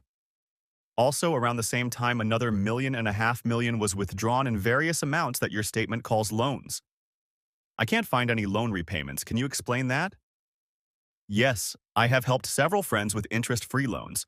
The payments on them are annual, so the first installments will appear in the next couple months." "Interest-free?" the judge asked, leaning back in her chair and looking at me over her glasses. Yes, these are proud people. They don't want to accept gifts. So I've worked out that they have the money for 10 years. And if they pay 10% interest a year, the debt will be paid off. If they don't make all the payments, then after 10 years, they will have to pay off the balance, perhaps by going to a commercial lender again. A real good Samaritan? There was a hint of sarcasm in her rhetorical question, but she seemed satisfied with the answer. The rest of it seems pretty straightforward, she continued. I understand you've made an offer to settle this matter? Ah, $4 million. Is that correct? Yes. How did you arrive at that figure? I halved what I had in the bank and then added $1 million for Rachel's share of the business and the house. Turning in her chair, the judge turned to Rachel. I understand you find this offer inadequate? Yes, Your Honor, she replied quietly. May I speak, Your Honor? Asked Nigel, clearly annoyed. Of course. Mrs. Blake gave her husband 30 years of her life while he built his career. She supported him and raised his children. Now he has a successful business and she has no other means of livelihood. The offer, while great, is mean for someone who has given so much of herself. I gritted my teeth and clenched my fists. Brian discreetly nudged me with his elbow and with a look told me to calm down. The judge was silent for a moment, then closed my folder and reached for another. Opening it, she pulled out some handwritten notes. Perhaps now would be a good time to review Mrs. Blake's statement of position, and then we can move on to possible settlement options. Yes, Your Honor, replied Nigel, opening his folder and making it clear that he intended to answer questions. Ignoring him, the judge looked intently at Rachel. A year ago, there was 10.225 of $1 million in a bank account in your name. Is that correct? Yes, replied Rachel nervously. And now you're $400,000 in debt? Yes, Rachel squeaked. Nigel cleared his throat and the judge looked at him. He raised his hand as a sign that he wanted to speak. If you must, Mr. Kerr, but don't make me regret it, the judge said humbly. No, Europe is going through a severe recession right now, and real estate values are plummeting. My client asked her husband for some money to help him for Christmas, but he refused. Nigel gave me a smug grin. I was tempted to stick out my tongue to give him a juvenile response. As it turned out, the judge wiped the smile off his face. Given her track record, I shouldn't be surprised. That elicited laughter from Brian and me. Mr. Kerr, since you are the source of all knowledge about the recession in Europe, could you explain something to me? How?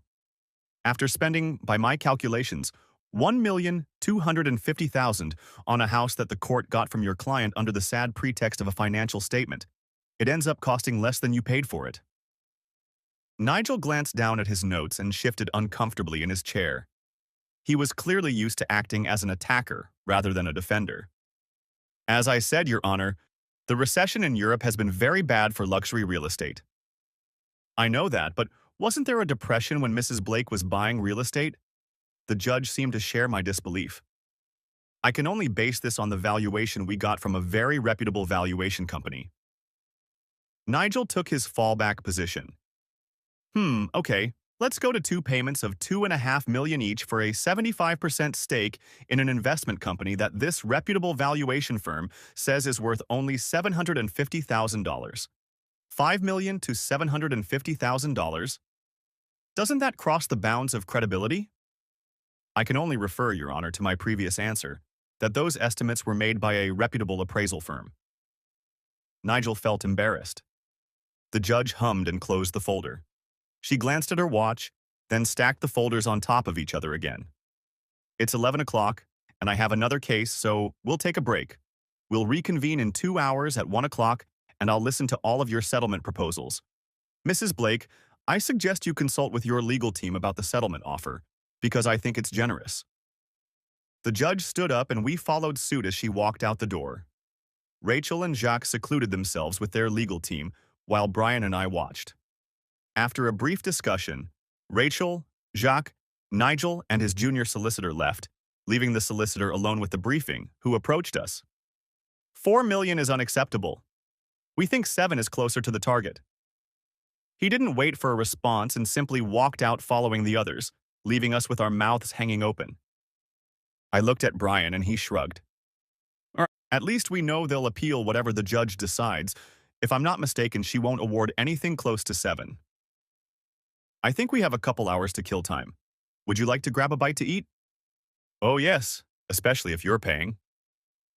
We left the courthouse and walked down the street until we found a cafe that looked pretty decent and took a table. I checked my phone and saw 5 missed calls and 2 texts. I had put it on silent mode during the hearing. Going into the call log, I saw it was Mandy, but I didn't look at the messages, instead dialing her number directly. It wasn't until a sleepy voice answered me that I realized it was midnight. I'm sorry, I didn't look at the time, I whispered. That's okay. I was trying to stay awake, she yawned. I have something that might help you. Great, so what did you find? I tried not to sound too needy. The appraisal company that did the appraisal is dishonest. I didn't notice it right away, but it was so obvious that my investigator pointed it out right away. There is a solid valuation company called Cattell Valuations. It is one of the top 8 in France and based in Paris. However, if you look at the appraisals you received, they are from Capella Valuations. They practically copied another company's logo, except for very subtle changes. So it's supposed to look like the real deal? Exactly. Anyway, we did a little digging into Capella Valuations and suddenly an old friend's name came up. I assume you're talking about Jacques? His name stuck in my throat. No, great guess. It's him and one of his cousins from Belgium. The cousin is the one who signed the appraisals. That's what I thought. It just didn't look kosher. It gets even more comical. You want to guess the cousin's occupation? My silence let her know I didn't. He's a butcher. She laughed hard, but I didn't find it funny.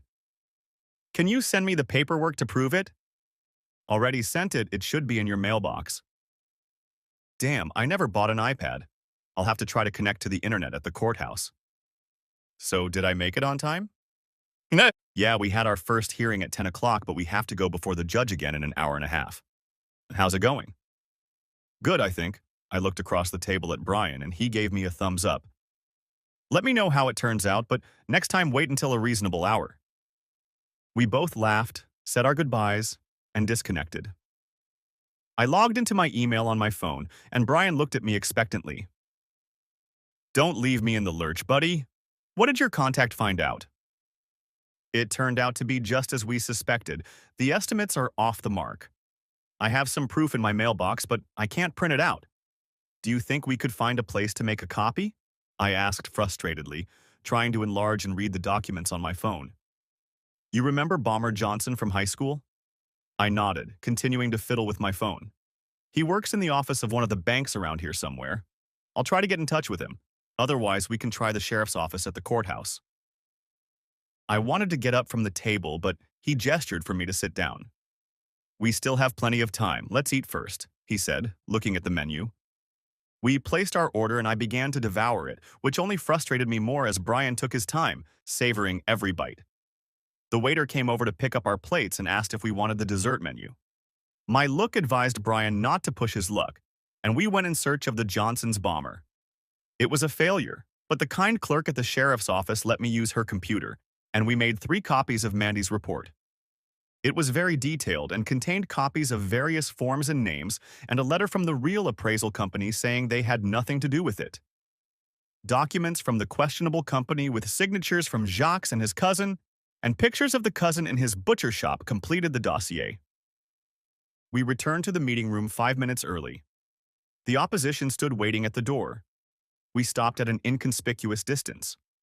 Rachel made no attempt to bridge the distance, and neither did I. The court clerk opened the door, we entered and sat down to wait for the judge. 5 minutes late, the judge entered, taking her seat in a comfortable chair.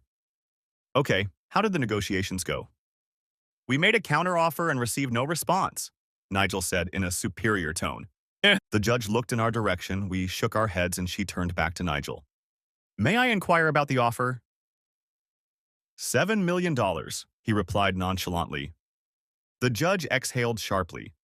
You're really not taking this seriously, are you? All right, then you both have 4 minutes to make your final statement, after which I'll make my ruling. Heads or tails? Who goes first, Mr. Kerr? It's up to you. The judge tossed a coin in the air and caught it.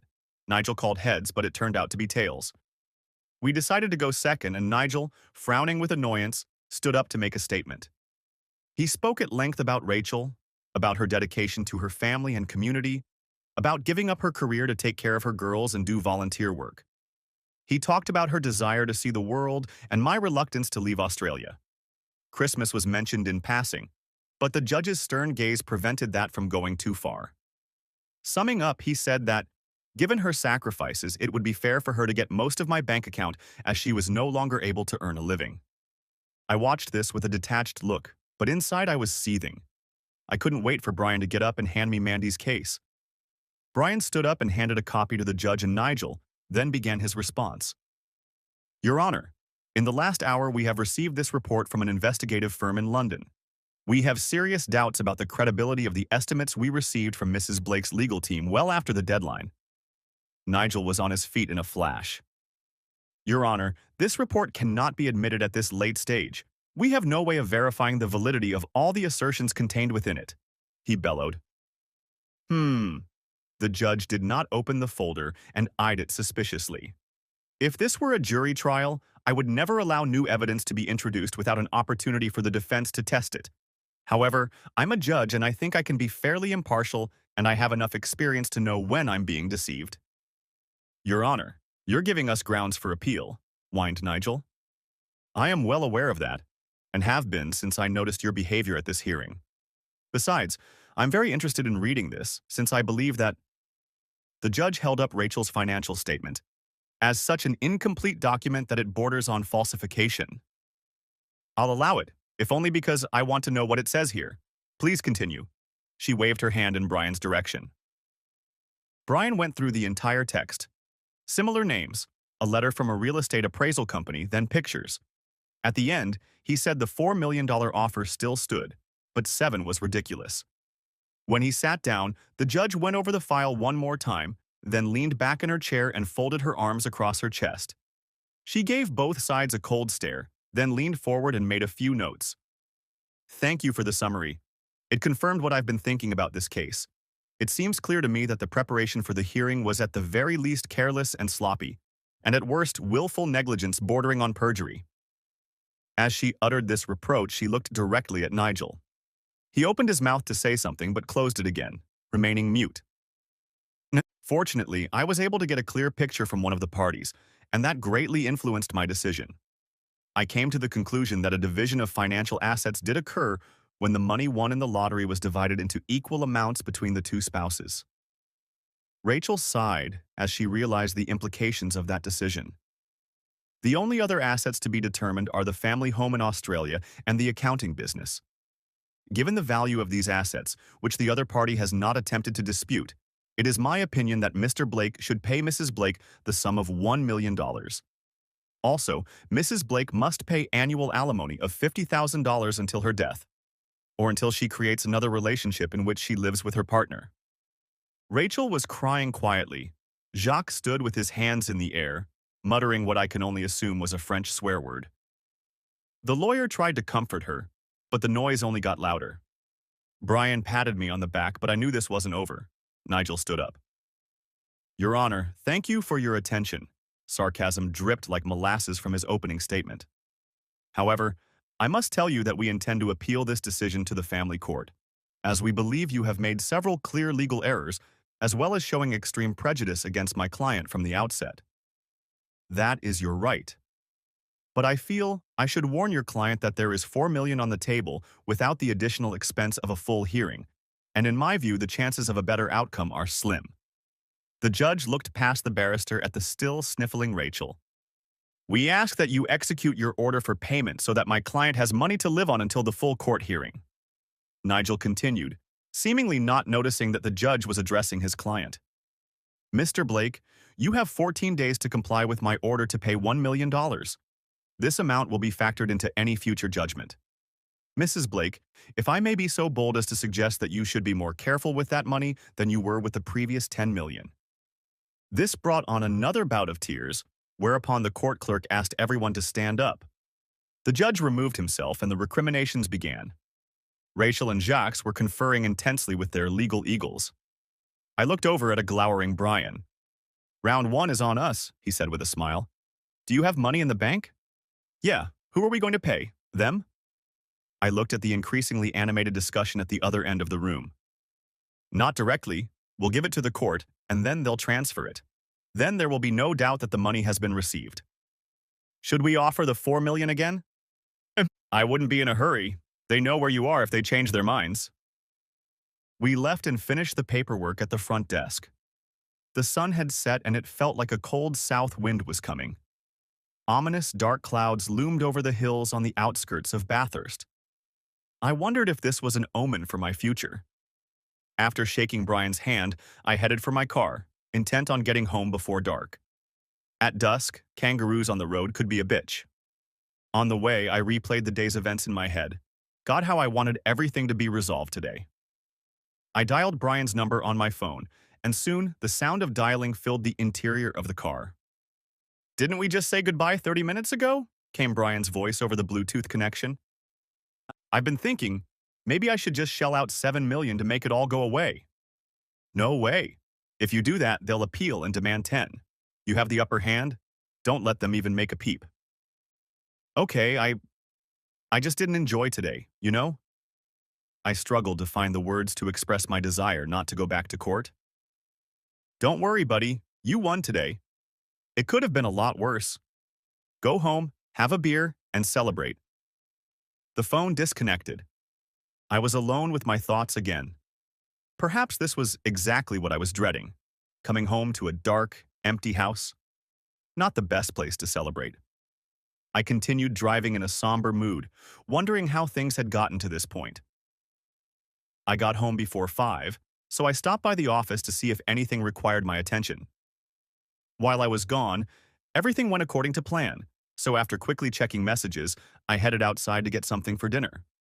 The street, which a week ago was full of people, was sparsely populated and quiet this afternoon. Coming out of the stores, people hurried to their cars, squirming in the biting cold wind. The passage of the cold front gave people a sense of foreboding of the coming winter.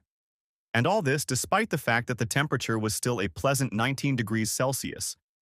It's funny how a day like this at the end of winter would cause a flurry of activity in anticipation of summer warmth. Short sleeves and t-shirts were pulled from winter stockpiles to glorify the return of the sun. I stocked up on frozen dinners and fruit and then headed home. I opened the apartment to let the breeze blow the musty air out. Putting the lunches for the next week in the freezer, I went out into the garden. The lawn needed another mowing, and if David wasn't interested in doing it anymore, I'd have to find someone else. I walked around the rose beds, plucking off the annoying blossoms and pulling weeds that had made their way through the alfalfa mulch. The bell rang, signifying someone standing at the front door, and I walked slowly through the house to answer it. Looking in the side window, I saw Charlie standing there in her gym clothes. Opening the door, I saw that she was sweating profusely. "Hi," she said, still catching her breath. "I was just running by. Saw your car and thought I'd stop by. Would you like to come in? Can I offer you a drink?" I was surprised that her house was some distance away.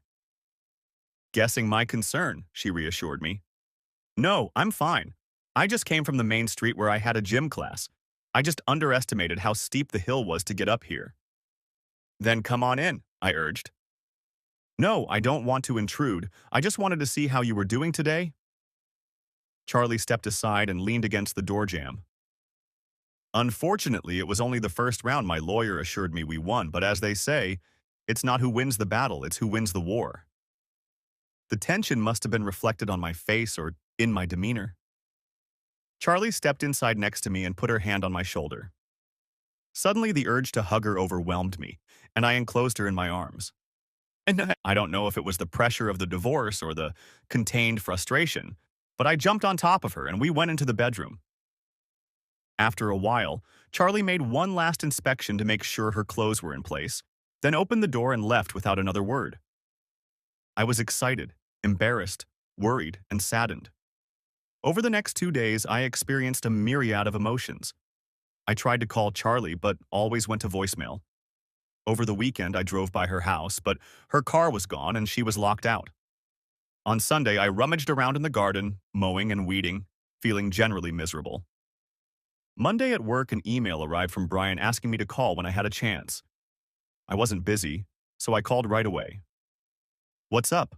I asked after the usual exchange of pleasantries. "You have a preliminary hearing in 3 weeks with the full family court." I don't know how or who's on these guys' side, but they must have some serious clout.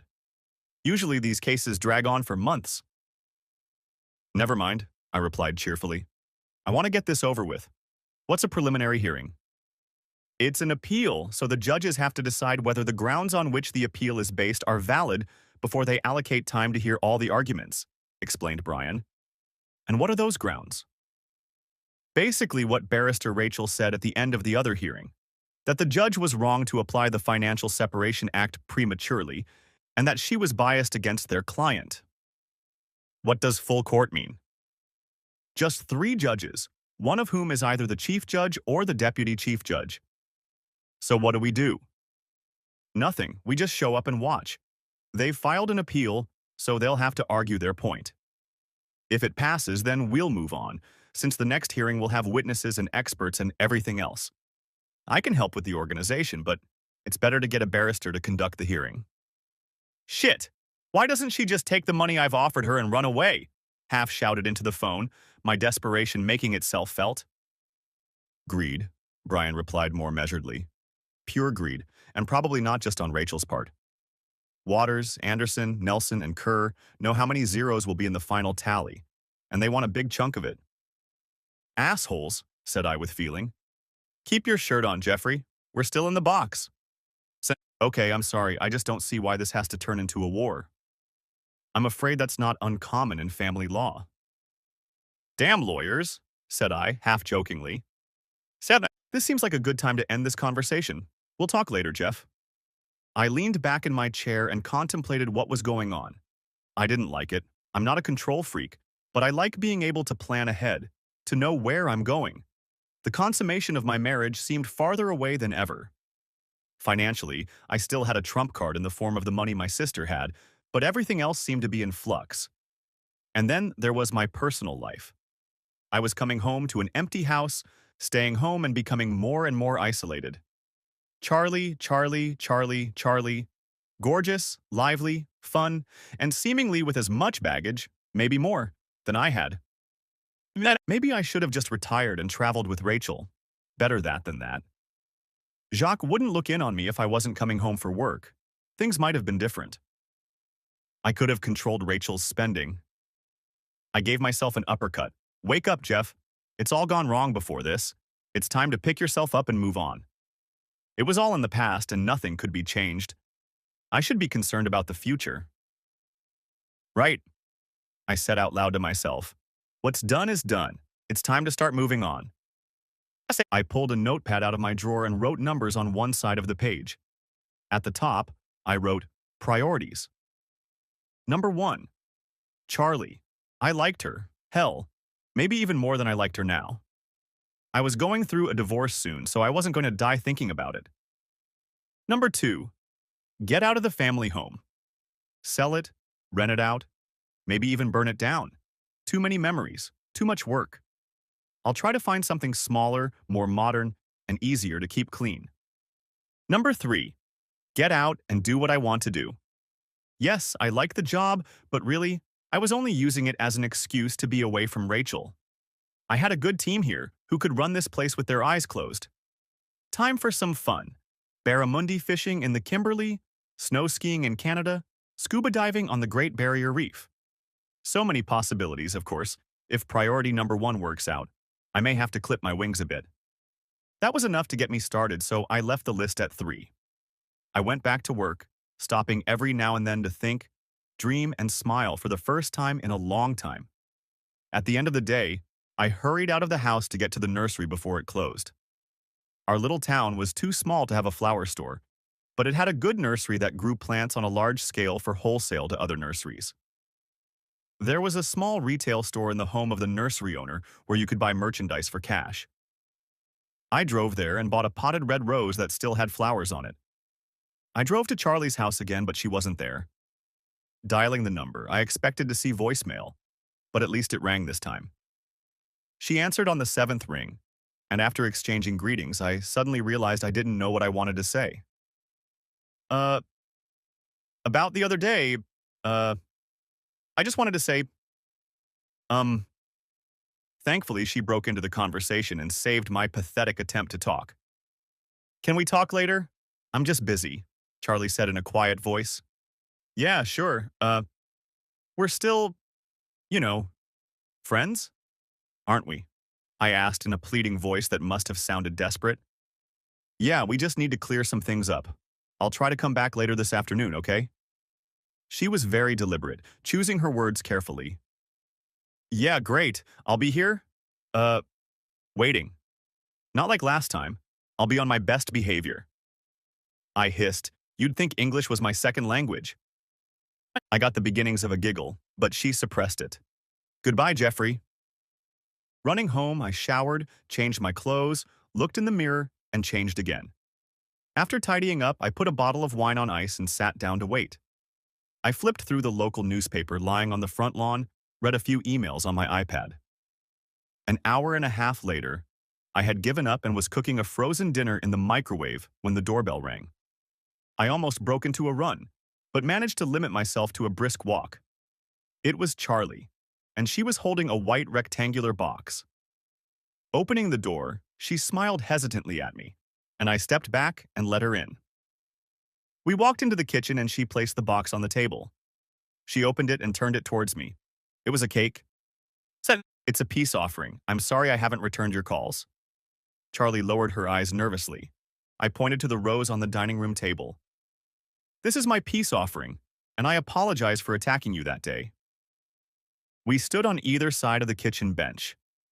I suppose it served as a sort of neutral zone. Charlie glanced at the rose, then back at me. "I don't think you were the only one attacking." A hint of a smile appeared. "May I offer you a drink? Wine? Coffee? Water?" I asked, trying to be a good host. "Wine would be nice." I poured 2 glasses and took them into the living room where Charlie was sitting.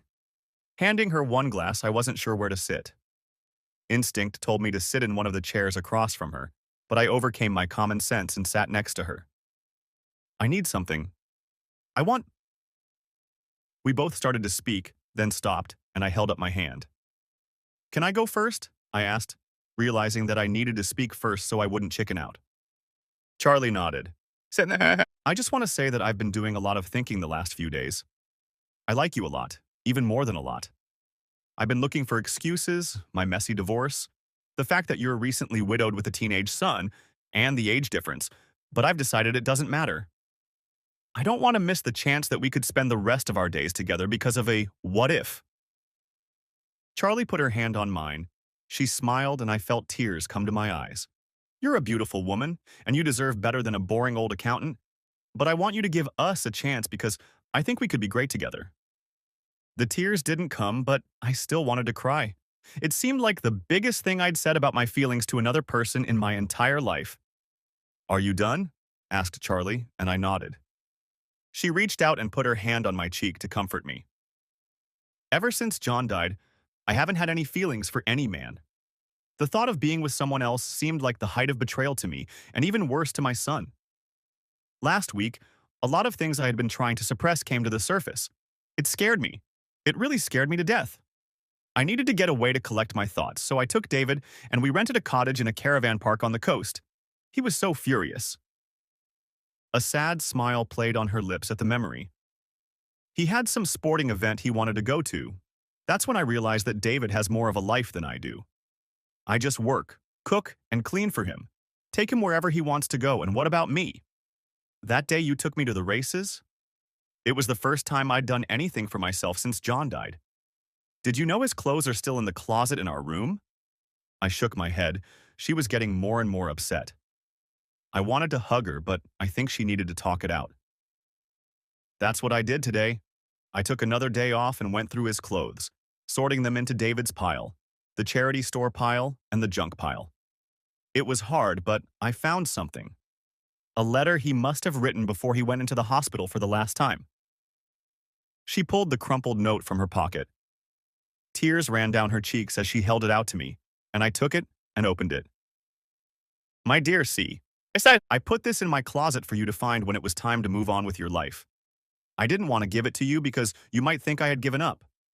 You've kept me afloat for 2 years longer than the doctors anticipated, but I'm a realist and think my time is near. I wrote this note to tell you how much I love you. I haven't always shown it. And being a man, I'm damn bad at saying it. I was so lucky to be able to spend the last 10 years with you. When I'm gone, don't mourn me for too long. You are such a special person. You deserve happiness and joy after the hardships of the last 3 years. Somewhere out there, someone will make you smile and laugh again like you used to. David is going to need a man by his side at some point. I know you're a great mom and will do fine on your own, but don't be afraid to try again. Now that I am gone, please know that I was happy at the end of the day. I would have loved to grow old with you, but it wasn't meant to be. I'm just glad I got to spend so much time with such a wonderful person. Love. John. I was already crying, Charlie was still crying. We hugged each other and sobbed. She pulled away first, sitting up and pulling herself together. I'm sorry. I never realized what I wanted to say. Over the weekend, I decided I wanted to live my life. When I got home, I saw the house for what it was, a shrine to John. That's why I started packing up his things. And when I read the note, something struck me in his words. She took the note from my hands and opened it again. Somewhere in there, someone will make you smile and laugh again. She looked up at me again. You made me smile and laugh again, even when I was broke and scrubbing your bathroom before school. I looked forward to you coming home and sitting down at the table to eat together. So I guess what I'm saying is that I want us to make it work too. We hugged and held each other for a long time. I kissed her hair and whispered, "You know we're both on edge. A lot of relationships don't last long because of that. Stop thinking too much. You sound like a boring old accountant." She giggled. Hey, I'm the only one allowed to call myself old. I told her off for laughing. Okay, then I'll call you experienced. We kissed, but not a wild passionate kiss, but a deliberate smack on the lips. Charlie looked at her watch. Shit, I've got to go. David's rugby practice is winding down. She got up to leave, but I held her hand. Are you free Friday night? No, you're taking me to an awesome place for dinner. I smirked. She gave me a satisfied look. Have you told David about this yet? We had a conversation on the way home from the coast. I told him that I would always love his father, but now he's gone and I'm ready to try another relationship. And what did he say? I asked with more than passing interest. Like all teenagers say, he shrugged and said he didn't care. He asked if I had someone in mind. And? I told him to mind his own business. I let go of her hand and she leaned over and kissed my forehead. I'll see you Friday. With a wave of her hand, she walked away, leaving me elated but alone. I walked over to the microwave and decided that the frozen dinner was beyond saving, so I threw it out and picked up another. The next day, I made a reservation at a nice place for Friday night. I was on cloud 9, whistling and smiling. My coworkers were throwing funny looks at me. For my secretary, it was getting to be too much. What the hell's gotten into you? Asked Julie, buying me coffee. What do you mean? I innocently replied. The whistling, the laughter, the general good mood. Not to say you weren't happy, but you're the happiest you've been in 10 years. She studied me over her glasses. Julie had worked for me for 20 years. She was part of the furniture in my office. I leaned back in my chair and smiled. That's what I'm talking about. She exclaimed, You're not going to do anything stupid, are you? I've heard that people get really happy before they, go to the post office or hurt themselves. Her voice broke, as if she thought she'd said too much. I continued to smile. Don't worry, Julie, I'm fine. What's more, I'm totally fine. I'm moving on. That's all. Did she accept your settlement offer? Julie was always on top of all the gossip and liked to be the first to know about everything. No, that remains to be seen, but I'm not going to worry about it anymore. What will happen will happen. I just want to live while I still can. Are you sure? Asked Julie suspiciously. Yeah, I'm sure. Now get back to work before I get cranky again. I laughed. She threw me a funny look and walked away, shaking her head. After work, I walked home with the confidence that all was well in the world. As I turned toward my driveway, I saw a dark cloud sitting on the front steps. David, dressed in his school uniform, with his bag by his side. He stood as I approached, stopping a short distance away, and I didn't know what to say or do. He seemed just as unsure, and I broke the silence. Hi, David. It wasn't much, but at least it was something. Hi, he replied with all the eloquence of a teenager. Can I help you? Maybe, he muttered, but I remained silent, and after a pause he continued. Are you dating my mom? It was probably a question, but he phrased it more like a statement. Yes, I really hope to see your mom a lot in the future. Yes, I I was wondering if you needed help in the garden? That was a relief. Yes, that would be great, I exclaimed. I still want to get paid, added David, shuddering at my enthusiasm. Of course, I couldn't help but grin, my luck never leaving me. I can start tomorrow if you want. 2 days a week is okay? 3 would be better. I'm thinking of tidying it up and then selling it, I said, heading for the front door. Sell it? He looked disappointed. Why do you want to sell it? He turned around to look at the house. I stood next to him and looked around my house. It has a lot of ghosts living in it, David. It's big, old, and hard to maintain. Not all ghosts are bad, he muttered with feeling. I know, but sometimes they hold you back, keep you from moving forward. I heard a sniffle beside me, and it suddenly dawned on me that we were talking about different ghosts. Looking at David, I saw that his eyes were reddening, and I put my arm around his shoulders. I'm sorry, David. I was talking about my own ghosts, not your father. He'll always be with you because he's here. I touched his head. And here. I touched his chest. No one can replace him, and I would never try. I really like your mom, and I wish I could be closer to both of you. David moved away from me, wiped his eyes with his sleeve, and picked up his bag from the ground. I'll start tomorrow afternoon, he murmured, heading for the driveway. Do you need a ride home? I half shouted after the receding figure, but he didn't say anything back. He just raised his hand to wave off the offer. I walked into the house and then, as if on cue, my phone rang. It was Charlie. You haven't seen David, he hasn't come home, and when I called his friend, he said he got on the bus that goes near your house. There was concern in her voice. Yes, he was here and he just left. Oh, how did it go? She was still worried. Not too bad. He wanted his job back as a gardener, I replied, trying to reassure her. Really? That's it? Yeah. Why? We had a hell of a fight this morning. I gave him John's clothes I'd been saving for him, and he realized I'd cleaned out his father's closet. I also cleaned out some pictures and put them in an album. He was very upset. He called me a two-faced whore. I realized why she was so worried. You go home and I'll try to catch up with him and take him to you. I went back outside, got in my car, and drove in the direction David had gone. When I caught up with him, I stopped and he came to the passenger side window. I can go, he said simply, and turned to continue on his way. Hop in, David. Your mom is upset, and I said I'd give you a ride home. I insisted. He hesitated, then shrugged, walked back, opened the door, and climbed in. I'd be fine. I walk everywhere, he complained. I know, but your mom's upset about, the conversation you had this morning. She tells you everything? She's worried about you. Why did you come to get your job back if you were so rude to your mom this morning? I wasn't going to ask for my job back. I was going to... He didn't finish the sentence, and I was lucky I was home when he came in. You're not taking sides, are you? David frowned. I don't want to interfere in your and your mother's relationship, but since I hope to see you both much more often, I have no choice. I think you're being too hard on your mother, but I understand that seeing her get involved with someone else must be hard. We both looked ahead as I pulled into the driveway and continued toward Charlie's house. We didn't speak for a while.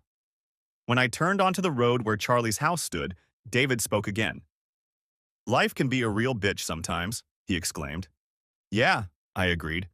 But you can either play the victim, moan about it, and let it define you, or you can take what you get and live the best life you can.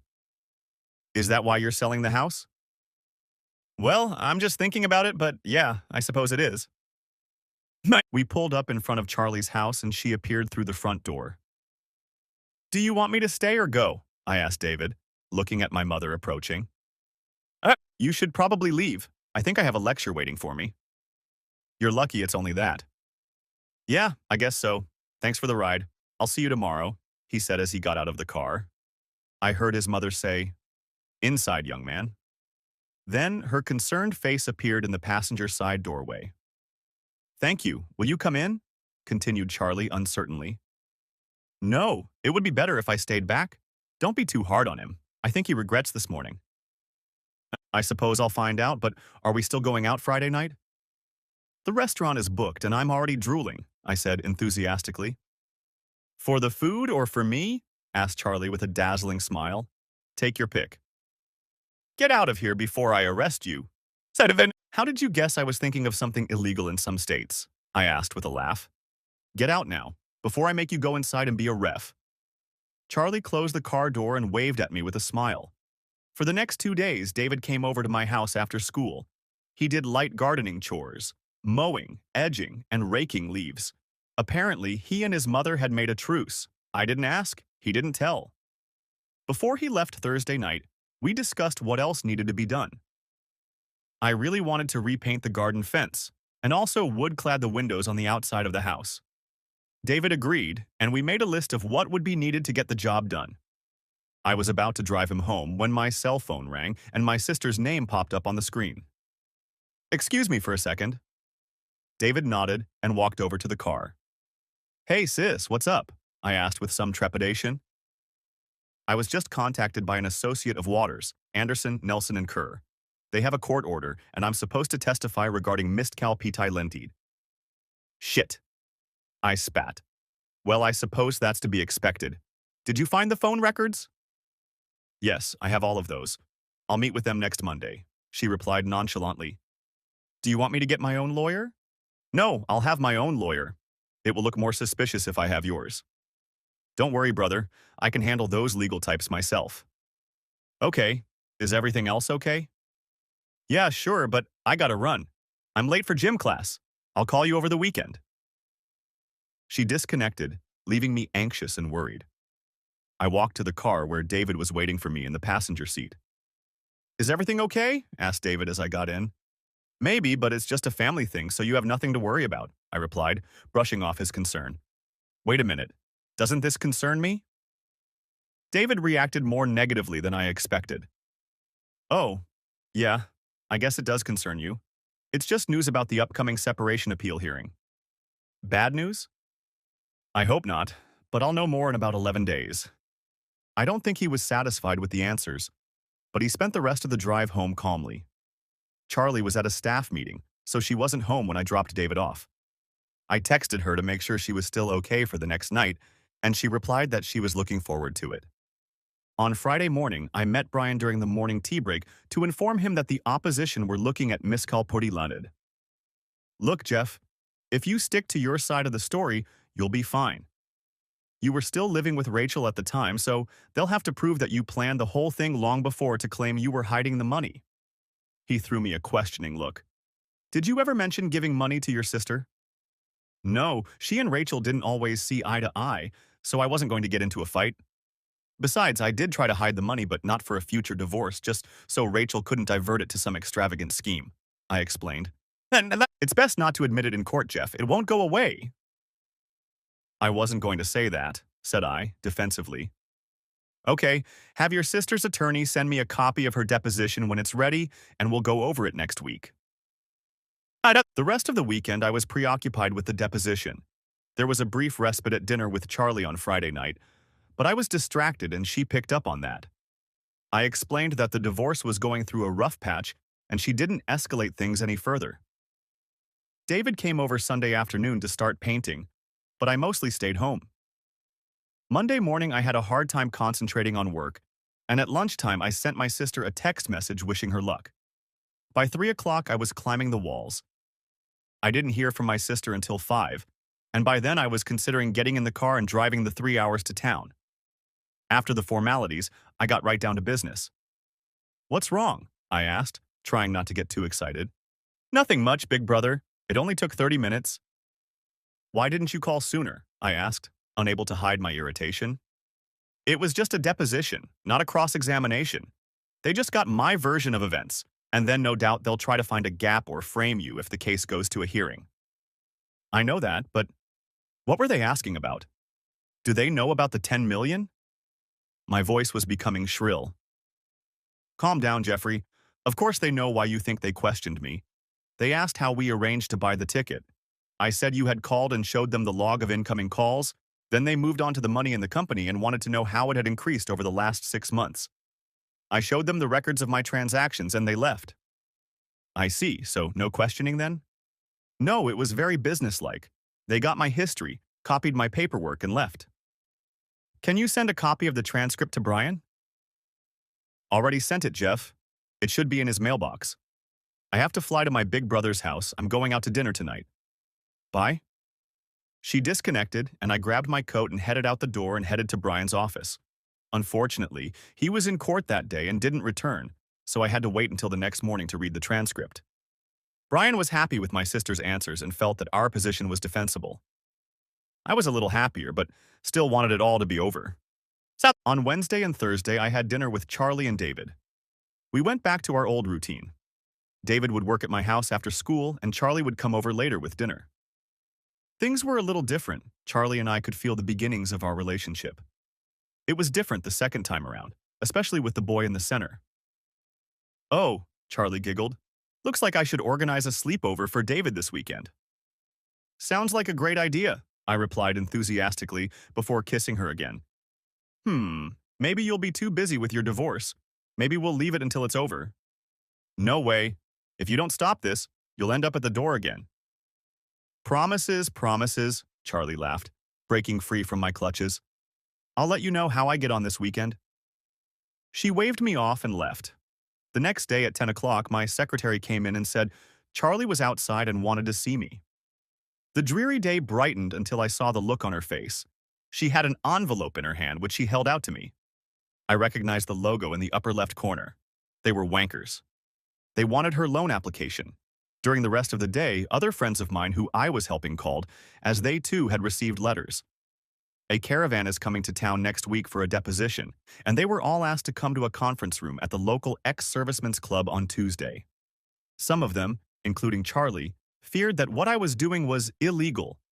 I assured them it wasn't, and then called my attorney to make sure it was. Don't worry, Jeff. You've already documented all of this. They're just racking up billable hours. Add travel and lodging to that, and the bill gets bigger, and with it their profits. Despite assurances that it had marred Charlie and I's weekend, we were both thrilled. As it turned out, we made a mountain out of a tiny hill. Each person spoke to the lawyers for only 10 minutes. They simply asked how much and when are you going to pay back. It could have been done over the phone, but apparently Brian was right. It's all about maximizing the bill. With that drama over, I turned my attention to the appeal authorization hearing, and they turned out to be a pretty dismal affair as well. Rachel was not present, and her attorneys made their arguments while the judges asked a few questions and took notes.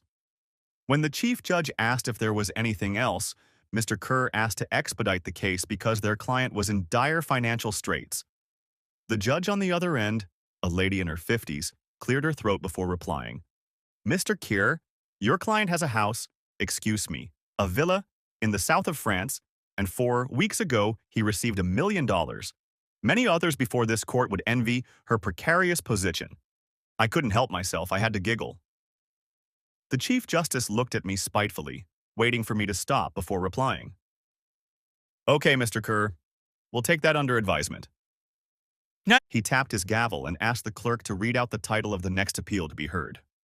Brian stood up and, lifting me from my chair, led me out of the courtroom. When we got outside, I asked when we would know the outcome. Probably in a week. So they won't make a decision today? No, the 3 of them split up and write their own opinions. Then they get together in a couple days, listen to each other's thoughts, and then their joint decision is posted online on the family court website. Then what happens? First, a referral hearing where a decision is made about when the case will be heard and for how long. Both sides file briefs with their arguments and witness lists. The judges go through their dailies and decide on a start date and duration. After that, we're off to the big show. And how soon is it over? Brian scratched his head, thinking for a moment. Hard to say. It usually takes 4 months for the hearings, then another 3 months to set a date. However, we've already seen that WA&K has some clout, so they may be able to get the case heard sooner. The hearing itself shouldn't take too long. They won't want to devote too much time to it, perhaps half a day. It is only about the division of property. The children are not involved. When child custody is decided, there are invariably allegations of abuse or neglect, so they take much longer. I sighed. So we're just sitting around waiting again? There's no point in making another settlement offer? No, I think they've made it pretty clear that regardless of what you've offered, they're going to push for more. Frankly, Jeff, I don't see how the judges are going to give them more. We now have a more realistic valuation of Rachel's assets, but like I said, another day in court is 2 more days of billable hours. Leeches, I said quietly. Speaking of my contemporaries, we need to find you a barrister. If the appeal is successful, you'll need one. The main administrative office keeps a list of local lads who specialize in the military branch. We might be able to make time for one of them today and save a trip. We got a list of 12 names, but unfortunately none of them had time to meet with us. It didn't help that we didn't know the outcome of the appeal either. They didn't want to waste time on something that might turn out to be unnecessary. So I headed home, and as I pulled into the driveway, I saw David painting. I waved him off and went into the house to change into a suit. I came out of the house in my old clothes just as Charlie was walking down the driveway. I waited for her at the door. We hugged, then kissed again. I saw David lift his head and hastily look away. He was still having a hard time, but he didn't show any hostility. "How did it go today?" asked Charlie as we remained in a tight embrace. "I'll tell you in a week." She threw me a questioning look. "We have to wait for them to decide," I explained. "And then it'll be over?" asked Charlie hopefully. "No, Brian thinks they'll accept the grounds of appeal. Then we'll move on to a hearing where they'll decide when to hear the appeal, and then hopefully it'll be over." Oh my God, my head hurts just thinking about it. Charlie held out the shopping bag. "I bought fish for tonight's dinner. I can't have you getting fat eating all that takeaway food. Do you want to come in and talk while I cook?" I was just about to help David. "Okay then," she replied glumly. "I'll call you when it's ready." After dinner, David excused himself and went outside, playing with his phone.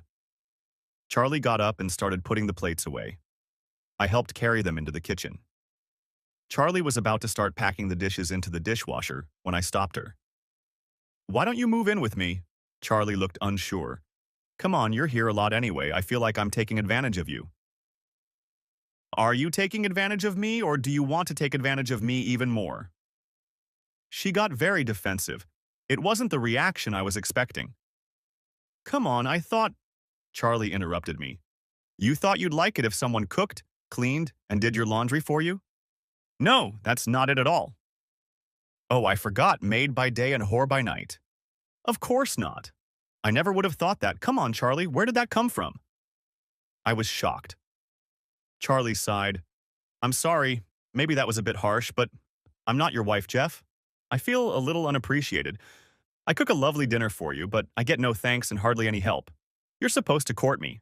Flowers, compliments, little surprises. Hiya. I'm sorry, Charlie. I'm a little tired of this relationship, and then there's the divorce and—" Charlie's eyes flashed again. "Come on, Jeff. You're not the only one with stress in your life, and you're puffed up. Do you even know what a woman wants? No wonder Rachel ran away as soon as someone showed her some attention. She ran out, slamming the front door, leaving me stunned. I heard the car start and back up before it roared loudly and disappeared into the street. I remained standing looking at the closed door. David came in from the garden. "Was that Mom?" he asked. "Yes." "What happened?" I asked her if she wanted to move in with us, and that didn't go well, David finished for me. "I guess you could say that," I replied, still looking down the hallway. "How am I going to get home?" asked David with a smirk. "Oh, I'll give you a ride, I guess." "So she's not coming back tonight?" "Somehow I don't think so. I'll just put these plates away and then I'll drive you." I drove David home. Charlie's car was parked in the driveway, which meant she was home. David invited me in, but I declined. "Chicken shit," he mocked me, then got out of the car and walked up the driveway. The next day I sent her flowers and a card to work apologizing and promising to make it up to her. In response, I got a curt "thank you" via text message. David came to work the next day, but his mother didn't show up. He got to the bus and headed home the same way. I picked up the phone several times to call her, but couldn't think of what to say. That evening, I had an idea. I called Tom Ballard at the local racing club to get organized so that I would be ready for tomorrow. At 3:30, I was in the parking lot at the high school, leaning against Charlie's car. I watched her walk out of the school, juggling a stack of books and trying to find her car keys in her bag. When she found them, she was halfway to the car and looked up and noticed me standing next to her. She didn't stop and run, for which I was grateful, but she slowed her step, looking at me suspiciously. "Jeffrey," she greeted curtly. Hi, I was wondering what you're doing tomorrow afternoon." "I haven't decided yet." She was still icy. "So, would you do me the honor of accompanying me to the Mandrabar picnic horse race?" I half bowed, holding out my ticket to her. She took it from me and examined it. "I'll think about it. What time could you pick me up?" There was still no sign of a thaw. 10:30. "Don't be late this time," she said as she passed me, but I caught a hint of a smirk. She got into her car, leaving me standing still. I walked over to my car, and as I was getting in, my phone beeped. It was a text from Charlie. "Better, but we'll see how you do tomorrow." This time I arrived to pick her up 5 minutes early and with a bouquet of flowers. When David opened the front door and saw me, he made a gagging sound and disappeared into his room. I found Charlie in the bathroom where she was applying her makeup and handed her the flowers. "Are these for me?" she asked sharply, flapping her eyes. "Yes, ma'am," I replied, trying to mimic Rhett Butler. "Good boy." Charlie took the flowers. "See how good things can be with a little effort?" she said. I went into the kitchen and got a glass of water, then flipped through a magazine in the living room. Sure, 5 minutes turned out to be 15, but when Charlie showed up, all that was forgotten. "Breathtaking," I muttered, putting the magazine aside and standing up. "You really are beautiful," I replied, feeling very old and unfashionable, standing in front of this gorgeous woman. The day went well and we had a great time. All the troubles of the last few weeks were forgotten. With 2 more races to go, Charlie pulled me into a secluded corner and whispered in my ear, "I'm done racing. Let's go back to your house." I pulled back to study her face. "Are you sure?" "Yeah, but let's get to the bed this time, okay?" Charlie took my hand and led me through the crowd to the parking lot. On the way home, we were both silent, just holding hands. Once parked in the garage, I unlocked the house and pulled Charlie towards the master bedroom. Part 3. For the next couple months, we were like teenagers in love. When we were alone, things were easy, but going out with her friends was another matter entirely. I felt very old going to receptions with couples in their 30s. Charlie stayed close, which helped, but I still felt like they were curious about what she was doing to me. On the other hand, it was a lot easier because I didn't have many close friends. More acquaintances or business associates, and Charlie charmed them all, and I got a lot of admiring glances. I basked in her rays and was happy with the envious looks I got from guys my age. We spent weekends together, and sometimes, if she had a free afternoon, she would bring lunch to the office. Sometimes I'd get to have dessert there, if you know what I mean. Not even a phone call from Brian informing me that the motion to appeal had been granted could spoil my good mood. Once again, W.A. managed to get the hearing rescheduled. Moreover, the chief judge ruled that there was no need for a hearing and scheduled the appeal for 4 weeks. We arranged to meet the barrister in Canberra and spent the morning with him studying the case. After reading our brief and asking a few questions, Tom outlined the case to me. There are 5 basic principles that guide the family court in determining financial division in divorce hearings. 3 of them do not apply in this case. He held his hand up with 3 fingers up, ticking each one off, and continued. First, in a relationship that has lasted this long, any assets you had prior to the relationship are irrelevant unless there is a prenuptial agreement. Second, contributions to each party's assets during the relationship would not be taken into account because your wife was a homemaker and you provided the only income. The third criterion the court may apply is custody of the children, but since they are no longer dependents, that is irrelevant. So all we have to worry about is a straight division of property, which would be 50-50 if it weren't for your wife's age and employment prospects. Given that she has no formal qualifications and is unlikely to be able to find a job with a salary commensurate with yours, you can expect to be asked to pay some form of alimony, concluded Tom. Geez, I thought. We're paying this guy $900 an hour to state the bleeding obvious. Before I could think of a clever way to say that we already knew that, Brian intervened. No. How do you think the fact that Rachel already has significant assets that she previously tried to hide will affect the outcome of the case? He asked. I had to suppress a laugh as I mentally pictured Rachel standing in front of a mirror and asking if my assets looked large here. Brian threw a perplexed look at me, but the barrister didn't seem to notice it. Tom put his elbows on the table, bringing his hands together to form a spire, which he then rested his chin on. He remained in this position, thinking deeply about the question, as if deciding whether the man should live or die. Finally, he leaned back in his chair and, after another dramatic pause, gave an anticlimactic answer. We'll see that day. No doubt he caught the way I rolled my eyes and continued. If I were representing your wife, I'd play the fact that she needs enough money to support her for the next 40 years. While you have a successful business, she has no realistic prospect of finding a job that would give her an income similar to what she had with you. We, on the other hand, claim that she has considerable means with the money she has and is currently in a relationship with another man. Who is the main reason she doesn't have more money? Growled I, annoyed with the whole process. Do you think we can get her to fly? I mean our arguments, I clarified, seeing the impassive expression on the barrister's face. We'll definitely try, but know this, Jeff. You'll have to pay something, probably up to $5 million. That's what we thought, Brian agreed. I think that's it. I'd like to get the paperwork on how your wife is living now. Do you have it? Nothing at the moment, I said, then added, but I have a contact I can find out from. Great, get on it and we'll talk closer to the hearing date. Tom closed the outline lying in front of him and pushed back his chair, preparing to get up and walk us out. I don't need to know anything else, do I? He asked cheerfully.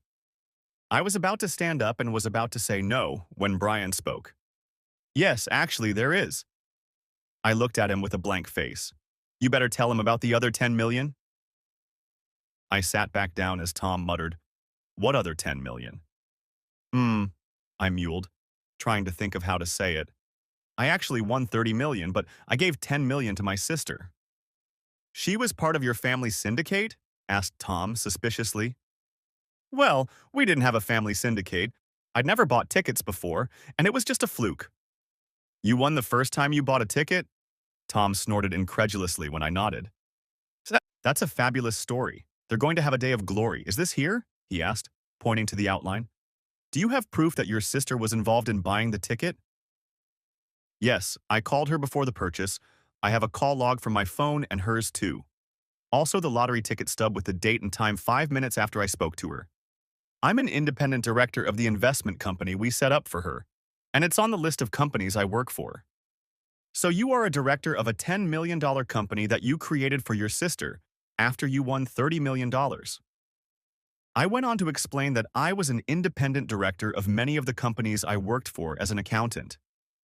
He still looked skeptical, especially when I told him that the company now had assets of over 14 million. What did she do? Got into the drug business? No, all legal and no violations, although many of my farmer clients consider futures traders to be criminals. Tom was still digesting the additional information and didn't smile at my attempt at a joke. Did the opposition get wind of this? Yes, they questioned my sister. That changes the case. They're going to push for it. If they succeed in derailing your story, that's their $10 million ticket. Tom put his hands up and put visual quotation marks around the word story to let me know he didn't believe me. Say, that's exactly why we got you, to make sure they don't violate anything, I replied, returning the ball to his hands. Yeah, I suppose that's true. The fact that it's an appeal will help. When you have 3 judges on the bench, they tend to move things along quickly. Your wife's legal team won't have much time to interrogate and nag witnesses. Anyway, that's it for now. I'll contact you about a week before then. He turned in his chair and tossed our folder on the floor behind his desk. Taking the other one, he turned and placed it on his desk. We were dismissed. Stepping outside, I looked around for something to kick but saw nothing. Instead, I vented my frustration by slamming the car door. Easy, Jeff, Brian said, getting into the passenger seat. I ignored him and steered the car toward home. Outside the city limits, I pressed down on the gas pedal with determination. My day soon took a much worse turn when I ran into a radar trap at the crest of a hill. 15 minutes, $400, and 4 points taken off my driver's license later, I was even angrier. After dropping Brian off, I headed home, still in a foul mood. David was in the garden, mowing the lawn. An estate agent was due to come tomorrow to inspect the house and offer to sell it to me. He looked up and waved. I nodded curtly, slammed the door shut, and walked into the house. I don't know why I was so pissed off. It wasn't what I was expecting. This whole situation was throwing me off balance. I needed to get out and forget about it. I looked in the mirror hanging over the fireplace. To my surprise, Rachel's voice echoed in my head. "You need a vacation." I looked at the bags under my eyes and said to my reflection, "Yeah, I think I do." Sure enough, Charlie chose that moment to walk through the front door. "You know, talking to yourself is the first sign of insanity," she stated, coming up behind me and pinching my ass. I didn't flinch but turned to her as she walked towards the refrigerator. "When does the next vacation start?" "Not this Friday, but next Friday, thank God." Charlie pulled out a bottle of wine and poured herself a glass. "Would you like some?" "No thanks," I replied, heading towards her. I walked up behind her and put my arm around her shoulders and buried my face in her hair. Damn, I loved the smell of her. She pressed herself against me, and I felt myself getting an erection. "Hey, you old asshole, do you realize my sons are outside?" I ignored her. "Let's go on vacation," I muttered, pulling her to me. "I have to work," said Charlie, leaning back in her chair. "I'm sure school won't miss you for a week and then vacation starts anyway," objected I. "I have to pay." "Yes, but you have a very lenient banker." I moved her hair out of the way and nuzzled against her neck. She turned in my embrace and pushed me back slightly so she could see my face. "You're serious, right?" "Yes." "But where are we going to go?" "Wherever you want to go." "David," I cut in, "you can come with us." Sounds like you've thought of everything." She smirked and hugged me. "Not really, I only thought about it when you walked in the door. It just kind of worked itself out." "That's not your style at all." "Maybe you're influencing me," I ventured. "Okay, I'll ask tomorrow at school, but you decide where we go." Charlie kissed me on the lips and then pushed me away. "Now get out of my way so I can eat dinner." I went to get my iPad and brought it back to the kitchen so we could continue our conversation. I typed the word vacation into the search engine and looked at everything that came up. I was flipping through the pages when an idea hit me. "Hey, Charlie, why don't we do a mystery tour?" She threw me a perplexed look, peeling the husks off a corn cob. "We'll go to Sydney and take one of the airline's mystery flights. We'll spend a few days there and then return on another mystery flight to somewhere else. We play on a whim, no orders or deadlines. If we have fun, we stay. If we get bored, we go somewhere else." "For how long?" "How long do school vacations last?" 2 weeks. "Okay, then we're going away this weekend for 3 weeks, and back in time for school to start," said I, suddenly feeling very excited. Charlie was hesitant, but her boss didn't mind, and we went for 3 weeks. It probably helped that I was doing his annual tax returns and helping him with his retirement fund. The first flight took us to Adelaide, and from there we spent 3 weeks traveling around the country. First to Alice Springs, then Perth, then Hobart, Melbourne, and Brisbane. By the end of the trip, we were sick of airplanes. All too soon, we were home and back to reality. We were only 4 days away from the full family court hearing. I met with Brian, my attorney, but there were no new problems. I talked to my 2 daughters. They were a little cool to me. They had been since I told them about my new relationship. I suspected that Rachel was whispering in their ears. Besides, I assumed they were still coming to terms with the fact that their parents had split up and we both had new partners. I hoped they were. My third and youngest daughter didn't want to talk to me at all. I called several times, left messages, and got no response. When I finally got in touch with a real person, I got a call from her husband. He made excuses to his wife as to why she couldn't come to the phone, but I realized it was a lie. I was disappointed, but hoped that when all the court business was done, we could meet again. The night before the court hearing, Charlie and I drove to Canberra, leaving David at a friend's house. I would have preferred to go alone, but Charlie was being called to give evidence. I couldn't understand what the defense was after, but surely all would be revealed tomorrow. We stayed at a small boutique hotel. I considered a 5-star, but decided against it. The likelihood of running into Rachel would be too great. Catching a cab to Kingston, Charlie and I strolled along the row of restaurants, studying the menus. We stopped at a small Italian restaurant where most of the tables were taken. If the locals like it, then it's okay. Dinner went okay, but we weren't in the mood. Tomorrow was weighing on both of us. We left without dessert and walked for half an hour towards our hotel, before catching a cab for the rest of the way. The next day, I woke up early.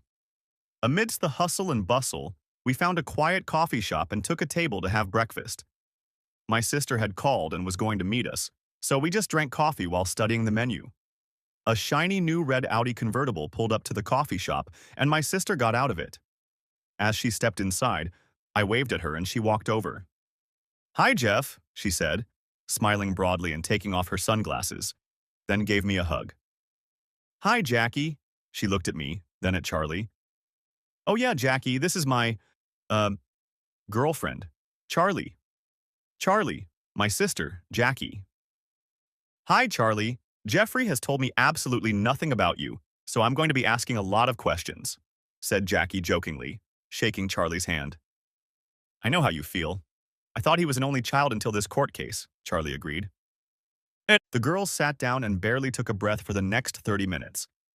Anyone watching would have thought they'd known each other for years. I watched silently, occasionally wrinkling my nose when the conversation turned to any of my many shortcomings. Intervening, I tried to change the subject. "Nice car. Is it new?" "Old. I've had it for 4 months now. There's a new model coming out next month, so I'm going to change it." My accountant brain kicked in, and I must have looked horrified as I automatically calculated the tax implications. "Oh, and you and Charlie will have to come to Sydney and see my new house." "New house? Don't you know that Sydney real estate is estimated by the major rating agencies to be overvalued by 15%?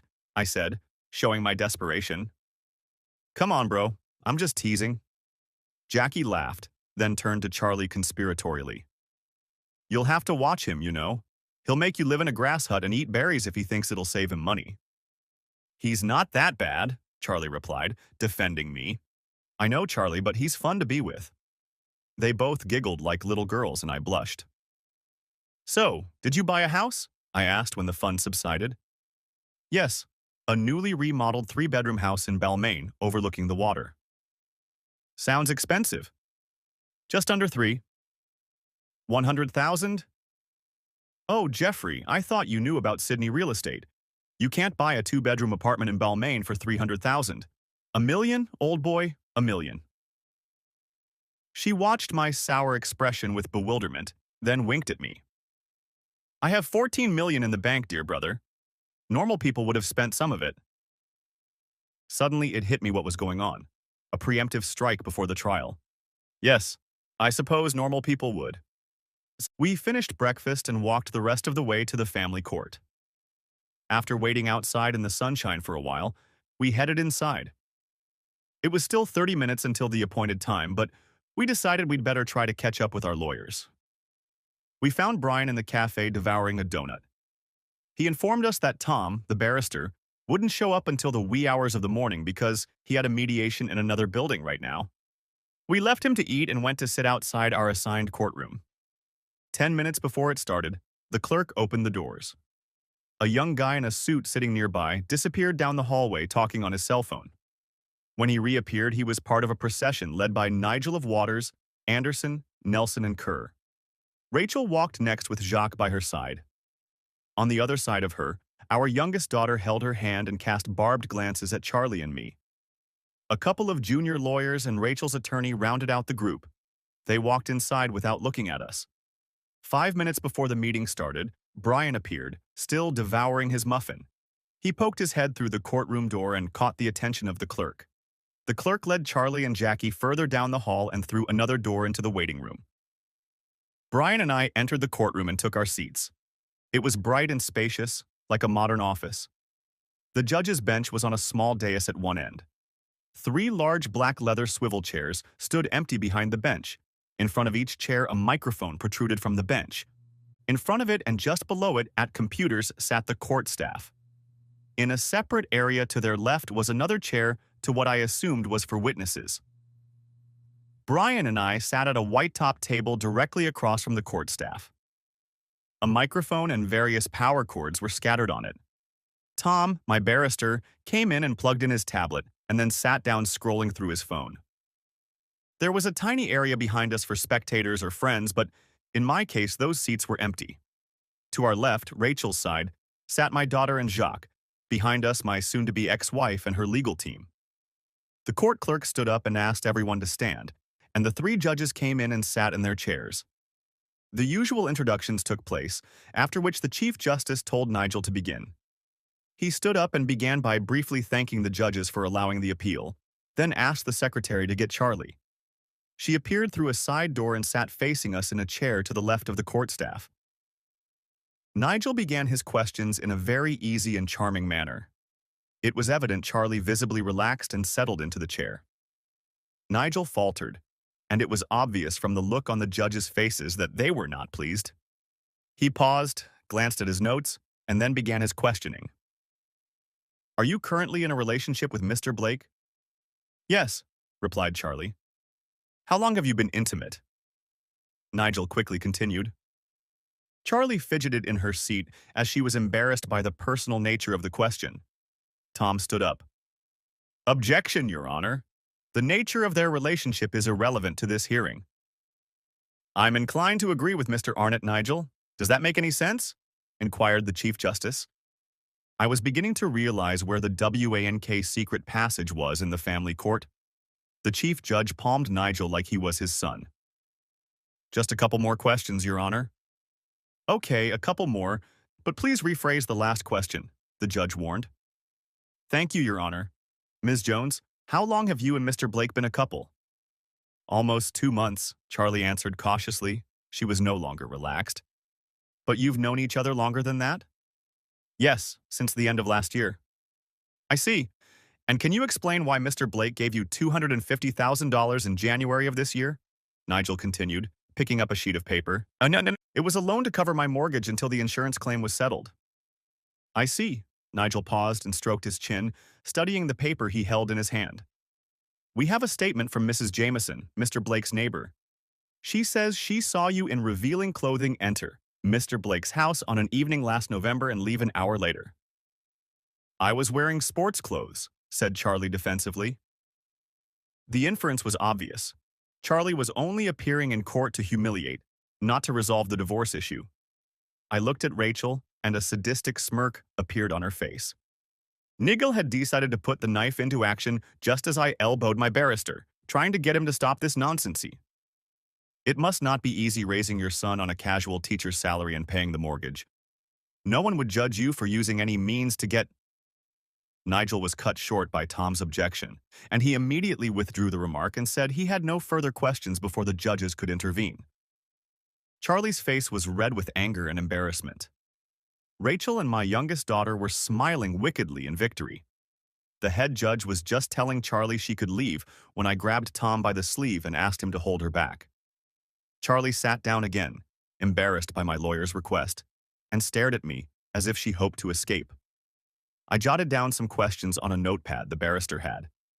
He tore it off, looked at them, and then at me to make sure it was what I wanted. I nodded, and he turned to Charlie. "Ms. Jones, who asked you to go to Mr. Blake's house last November?"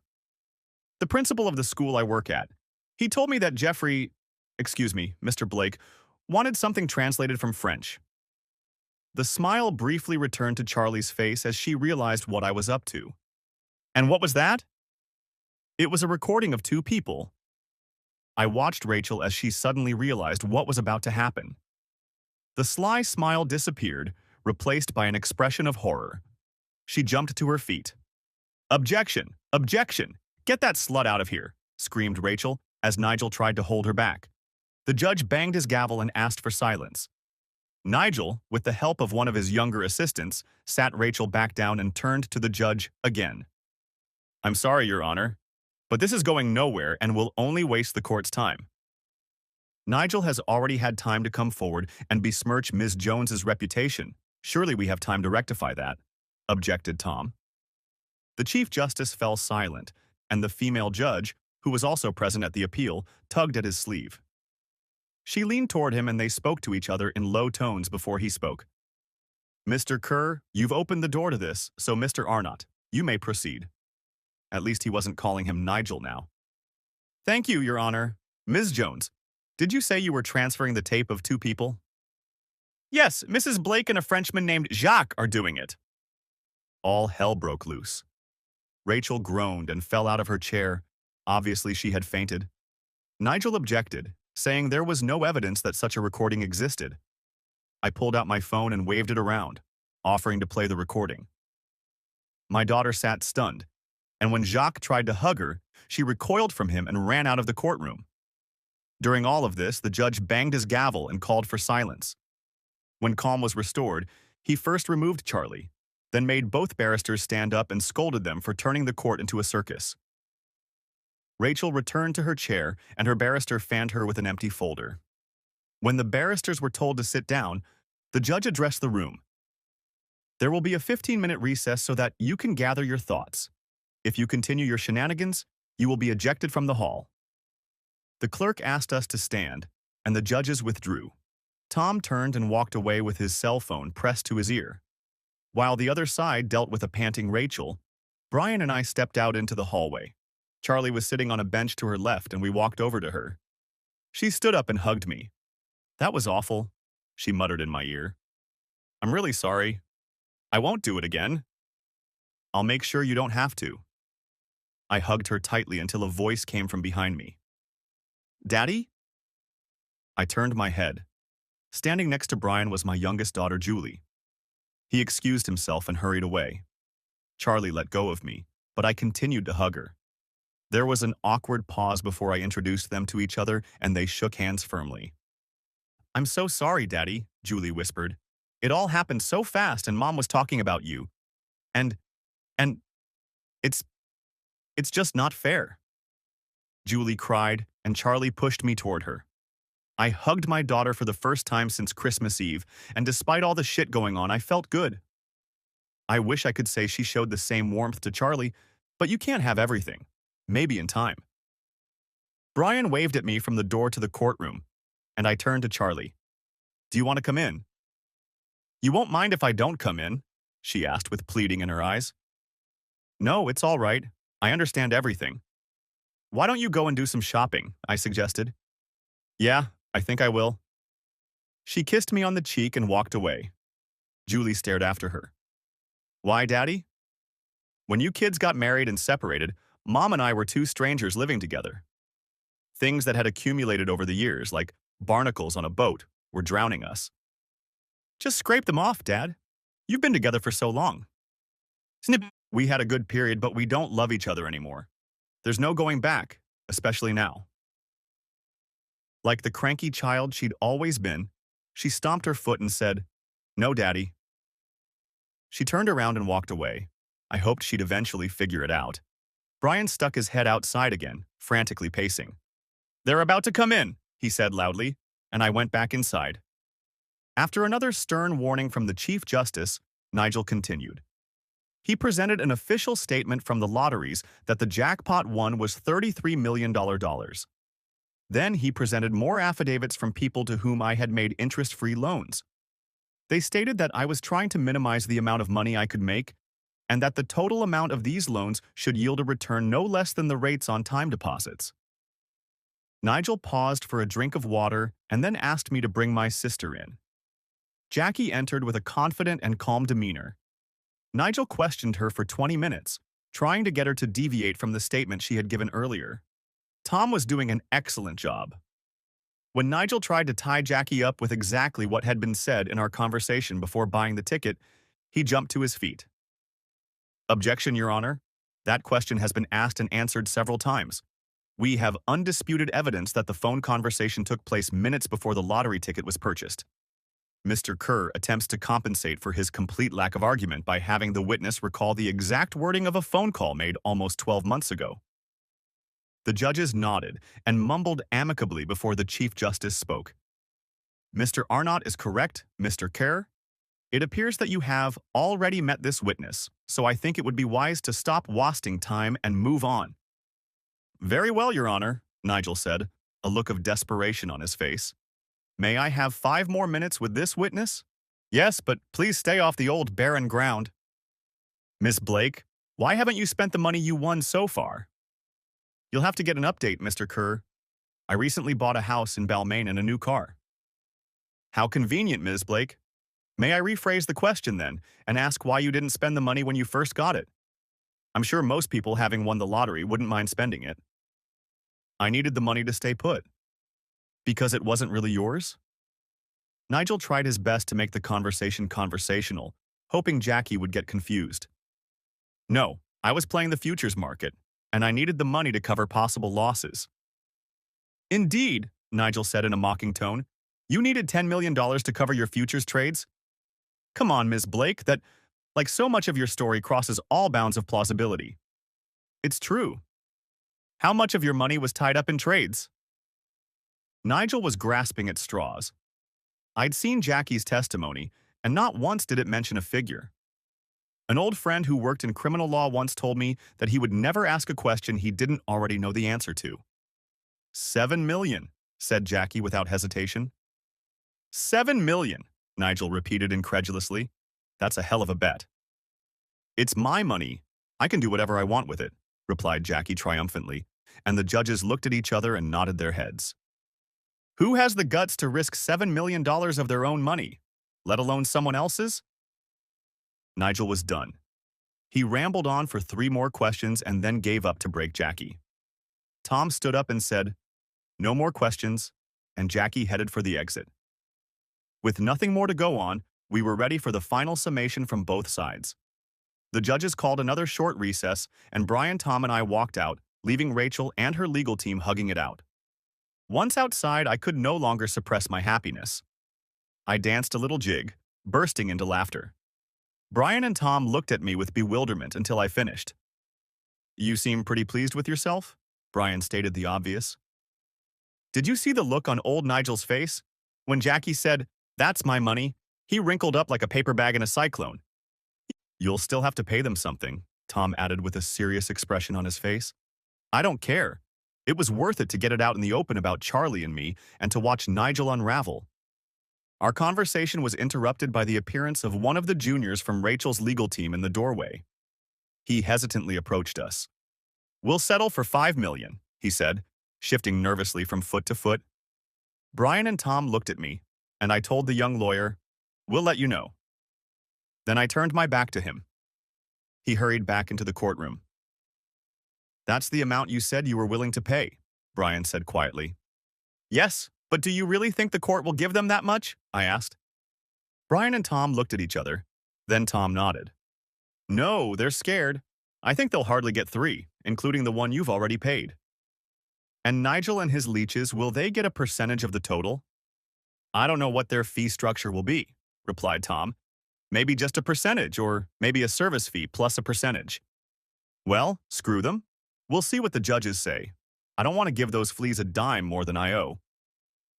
Back in the courtroom, Brian handed over our answer and we sat down, waiting for the judges to return. The last statements went as I expected. Nigel played on sympathy. He had been dumped by his partner in a marriage of 20-odd years and was left destitute. He talked about the fact that I was throwing money at total strangers, yet having to drag myself through the courts to pay what was owed to my rejected life partner. The most incredible thing is that he did all of this with a straight face. Tom simply pointed out that Rachel's current situation was hardly precarious, as she had substantial assets. Although I was generous with friends and family, he counted the payments to his 3 daughters on his fingers. I still had money left in the bank. Was I to be penalized for being more prudent with my wealth? I was prepared to pay my fair share, but felt that her previous demands had been excessive. When Tom sat down, the judges conferred. Then the Chief Justice spoke. He thanked the attorneys for the brevity of the brief. He said they had 3 more cases to hear that day, but given the request for a speedy decision, They felt they could rule by the end of the day if the rest of the cases went as planned. Yeah, I went off to look for Charlie while Tom took care of his next case. Brian said he would hang around the courthouse and contact the clerk to see if the judgment would be handed down today. Charlie was at a clothing store in Canberra. I followed her around between the boutiques for a while until I convinced her that we needed to have lunch. We bought some sandwiches and went to a park on the shores of Lake Burley Griffin. I pounced on mine with the energy of a hungry man and glared ravenously at Charlie while she devoured hers. She offered me the last quarter, and I ate that too. When my hunger was satisfied, I stretched out on the grass under the tree and dozed off. I was recovering from a restless and nervous sleep the night before. Charlie lay perpendicular to me and rested her head on my stomach. We were both asleep when my phone rang. It was Brian. The judgment would be handed down between 3:30 and 4 o'clock in the afternoon. He was very cheerful, and when I asked why, he said he thought a speedy verdict was a good sign for us. We got up and went to the road to catch a cab. Despite the afternoon nap, we both felt more tired than ever. And when we got back to the courthouse, we found Brian and my sister in the cafe. After checking his watch, he took us to the administrative area. I thought we were going back to the courtroom, but he said the decision would be given to us in writing and posted on the website the next day.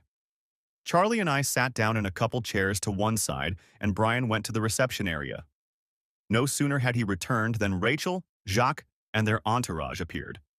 They kept their distance from us and turned away. Brian came back and said there was nothing yet. The lady he was talking to said that judgments are usually made by 4, but sometimes delayed. We stayed in our seats and tried not to look at the other group at the other end of the hall. Finally, the girl behind the counter turned to Brian and Mr. Kerr. She handed them both a piece of paper, which they studied, returning to each group. Brian looked at me with a poker face and handed me the document. "Just tell me what it says," I snapped back. "The bottom line is 2.5 plus 50% of the sale price of the family home," Brian replied with a smirk. "Including the $1 million I've already paid, or on top of that?" "Including," Brian confirmed. "Oh shit, so I only have to pay 1.5? I couldn't believe it. "Let's go celebrate," my sister chirped. "Wait," I warned. "Is that it? Are we done?" I asked Brian. "Well, they can appeal to the High Court, but so far the High Court has never overturned a family court appeal. They consider themselves constitutional lawmakers and don't like to get their hands dirty in domestic matters. Besides, it's bloody expensive." "So he won," my sister confirmed, but I could see Brian was about to say something else. "For now, yes. Unfortunately, the family court process doesn't have a definitive end. At any point in the future, either party may ask the court to retry the case, but without any new evidence, that's unlikely." At this point, there was a commotion in the hall. Nigel and his team were walking away with Rachel demanding answers. "But you said, how can they? This isn't right. There must be something." She stopped and they kept walking. She turned to look at Jacques, but he shrugged and followed the lawyers out. At that moment, Rachel looked at me. The bravado was gone, and she was close to tears. She was as vulnerable as I'd seen her in 20 years. She pulled herself together, adjusted her coat, and followed her beau out the door. The only sound was the echo of her heels clicking on the polished concrete. I had won, but at that moment I didn't feel like a winner. I contacted the administration staff and arranged for the money to be transferred to a trust account. Then, at Jackie's insistence, we went to the nearest bar. There, a bottle of the most expensive champagne was purchased and we sat down at a table. I tried to join in the festive mood, but my heart wasn't in it. I bowed out and went to the restroom. I washed my face and hands and studied my reflection in the mirror for a long time. When I came out of the bathroom, I almost ran into Charlie. "I was just about to organize a search party," she said, her eyes wide and her cheeks flushed from the champagne. Seeing my expression, she softened her fervor and put her hands on my face. "Why such a long face?" "I have something to do. I'll be back as soon as I can." "You want me to come?" No, it's something I have to do on my own." Charlie tilted her head to the side, demanding an explanation. "I have to say goodbye." "Part of you still loves her, doesn't she?" she said softly. "Only a small part, but I think it will always be that way. The last time I talked to her, I said some terrible things. I don't want to end the conversation that way." You really are a most unusual person, Jeffrey. Charlie pulled my face to his and kissed me on the lips. Now hurry back, okay? I nodded, and she kissed me again before heading back to the bar. I walked out the front door and looked around for a cab. I was already sitting in the back seat of one when I realized I didn't know where to go. Inspiration struck me. What's the most expensive hotel in Canberra? It's the Hyatt, mate, replied the driver. Okay, take me there. No, wait. Take me to the Peppers Gallery Hotel first. I need to pick something up and then to the Hyatt. You're the boss, the driver smiled, pulling back out onto the road. At the Hyatt, the receptionist was less than gracious. She wouldn't confirm that Rachel was staying at this hotel. It didn't help that I told her I was Rachel's ex-husband either. I guess the thought of bad publicity over a domestic squabble in the lobby wouldn't have been good for business. I was about to give up when I noticed an employee pulling a cart of expensive luggage. It was a long shot, but I took a seat across from the receptionist's desk in the tea area and ordered a coffee. 5 minutes later, Jacques appeared, followed by Rachel. Apparently, I was the last person they expected to see, and when I approached Rachel and called her name, she nearly jumped out of her skin. "Come to gloat, have you?" she growled, recovering from her fright. No, I just wanted to talk to you for a minute." Jacques stood beside her and put his arm around her shoulders. "In private," I added. "You have a minute," Rachel said and turned to Jacques. "Organize the bags and cab, please, and do it right this time." I smiled inwardly. Pointing to the table I'd just left, I led her over to it. She waved the waitress away as she approached, then looked at me sternly. "Well, what's the matter? I have a plane to catch." "I just wanted to say goodbye and I'm sorry about what I said in France." "No, you're not sorry," said Rachel rudely. "Actually, I am. I was really upset at the time, but kids and all that. I didn't mean for things to get so awful." "Well, it did, and now you've won, so congratulations." She started to get up. "Come on, Rachel, can't we just forget about it?" "What do you want me to say, Jeffrey? Do you want me to say it's okay? You left me on the trash heap and you drove off into the sunset with your new little brownie?" she shouted. "You and I have very different concepts of a trash heap," I replied, getting to my feet as well. We stared at each other for a minute while the security staff discreetly gathered nearby, and the other visitors turned in their chairs. "Goodbye, Rachel," I said bitterly, and walked out through the lobby. In the back of the cab on the way to the bar, I reached into my pocket and pulled out an envelope. The front proudly stated that it was provided by Peppers Gallery Hotel. Opening it, I pulled out a check made out to Rachel to pay her $2.5 million. I stared at it briefly before I started tearing it into small pieces and putting it back into the envelope. I tried, but her anger overwhelmed my sympathy and overcame my sense of justice. As I approached the table, I saw that Charlie and Jackie had started on the second bottle of bubbly. Charlie saw me approaching and jumped up to give me a hug. "Are you okay now?" she whispered in my ear. "Yeah. How did it go?" "Not as well as I'd hoped, but probably as well as could be expected." "Yeah, no." Charlie pushed me away and took me at arm's length to look at my face. "What does that mean?" I thought for a moment. "Let's just say that the part of me that may have still had some feelings for my ex-wife has died, and maybe that's the best closure I could have hoped for." Charlie watched me warily. "Where's my glass? We're celebrating, aren't we?" I said, smiling broadly. The girls squealed loudly and filled the empty glass on the table. "A toast," I raised my glass. "To the future." The end. Thanks for watching. I hope you enjoyed it. So subscribe to my channel and watch the next video.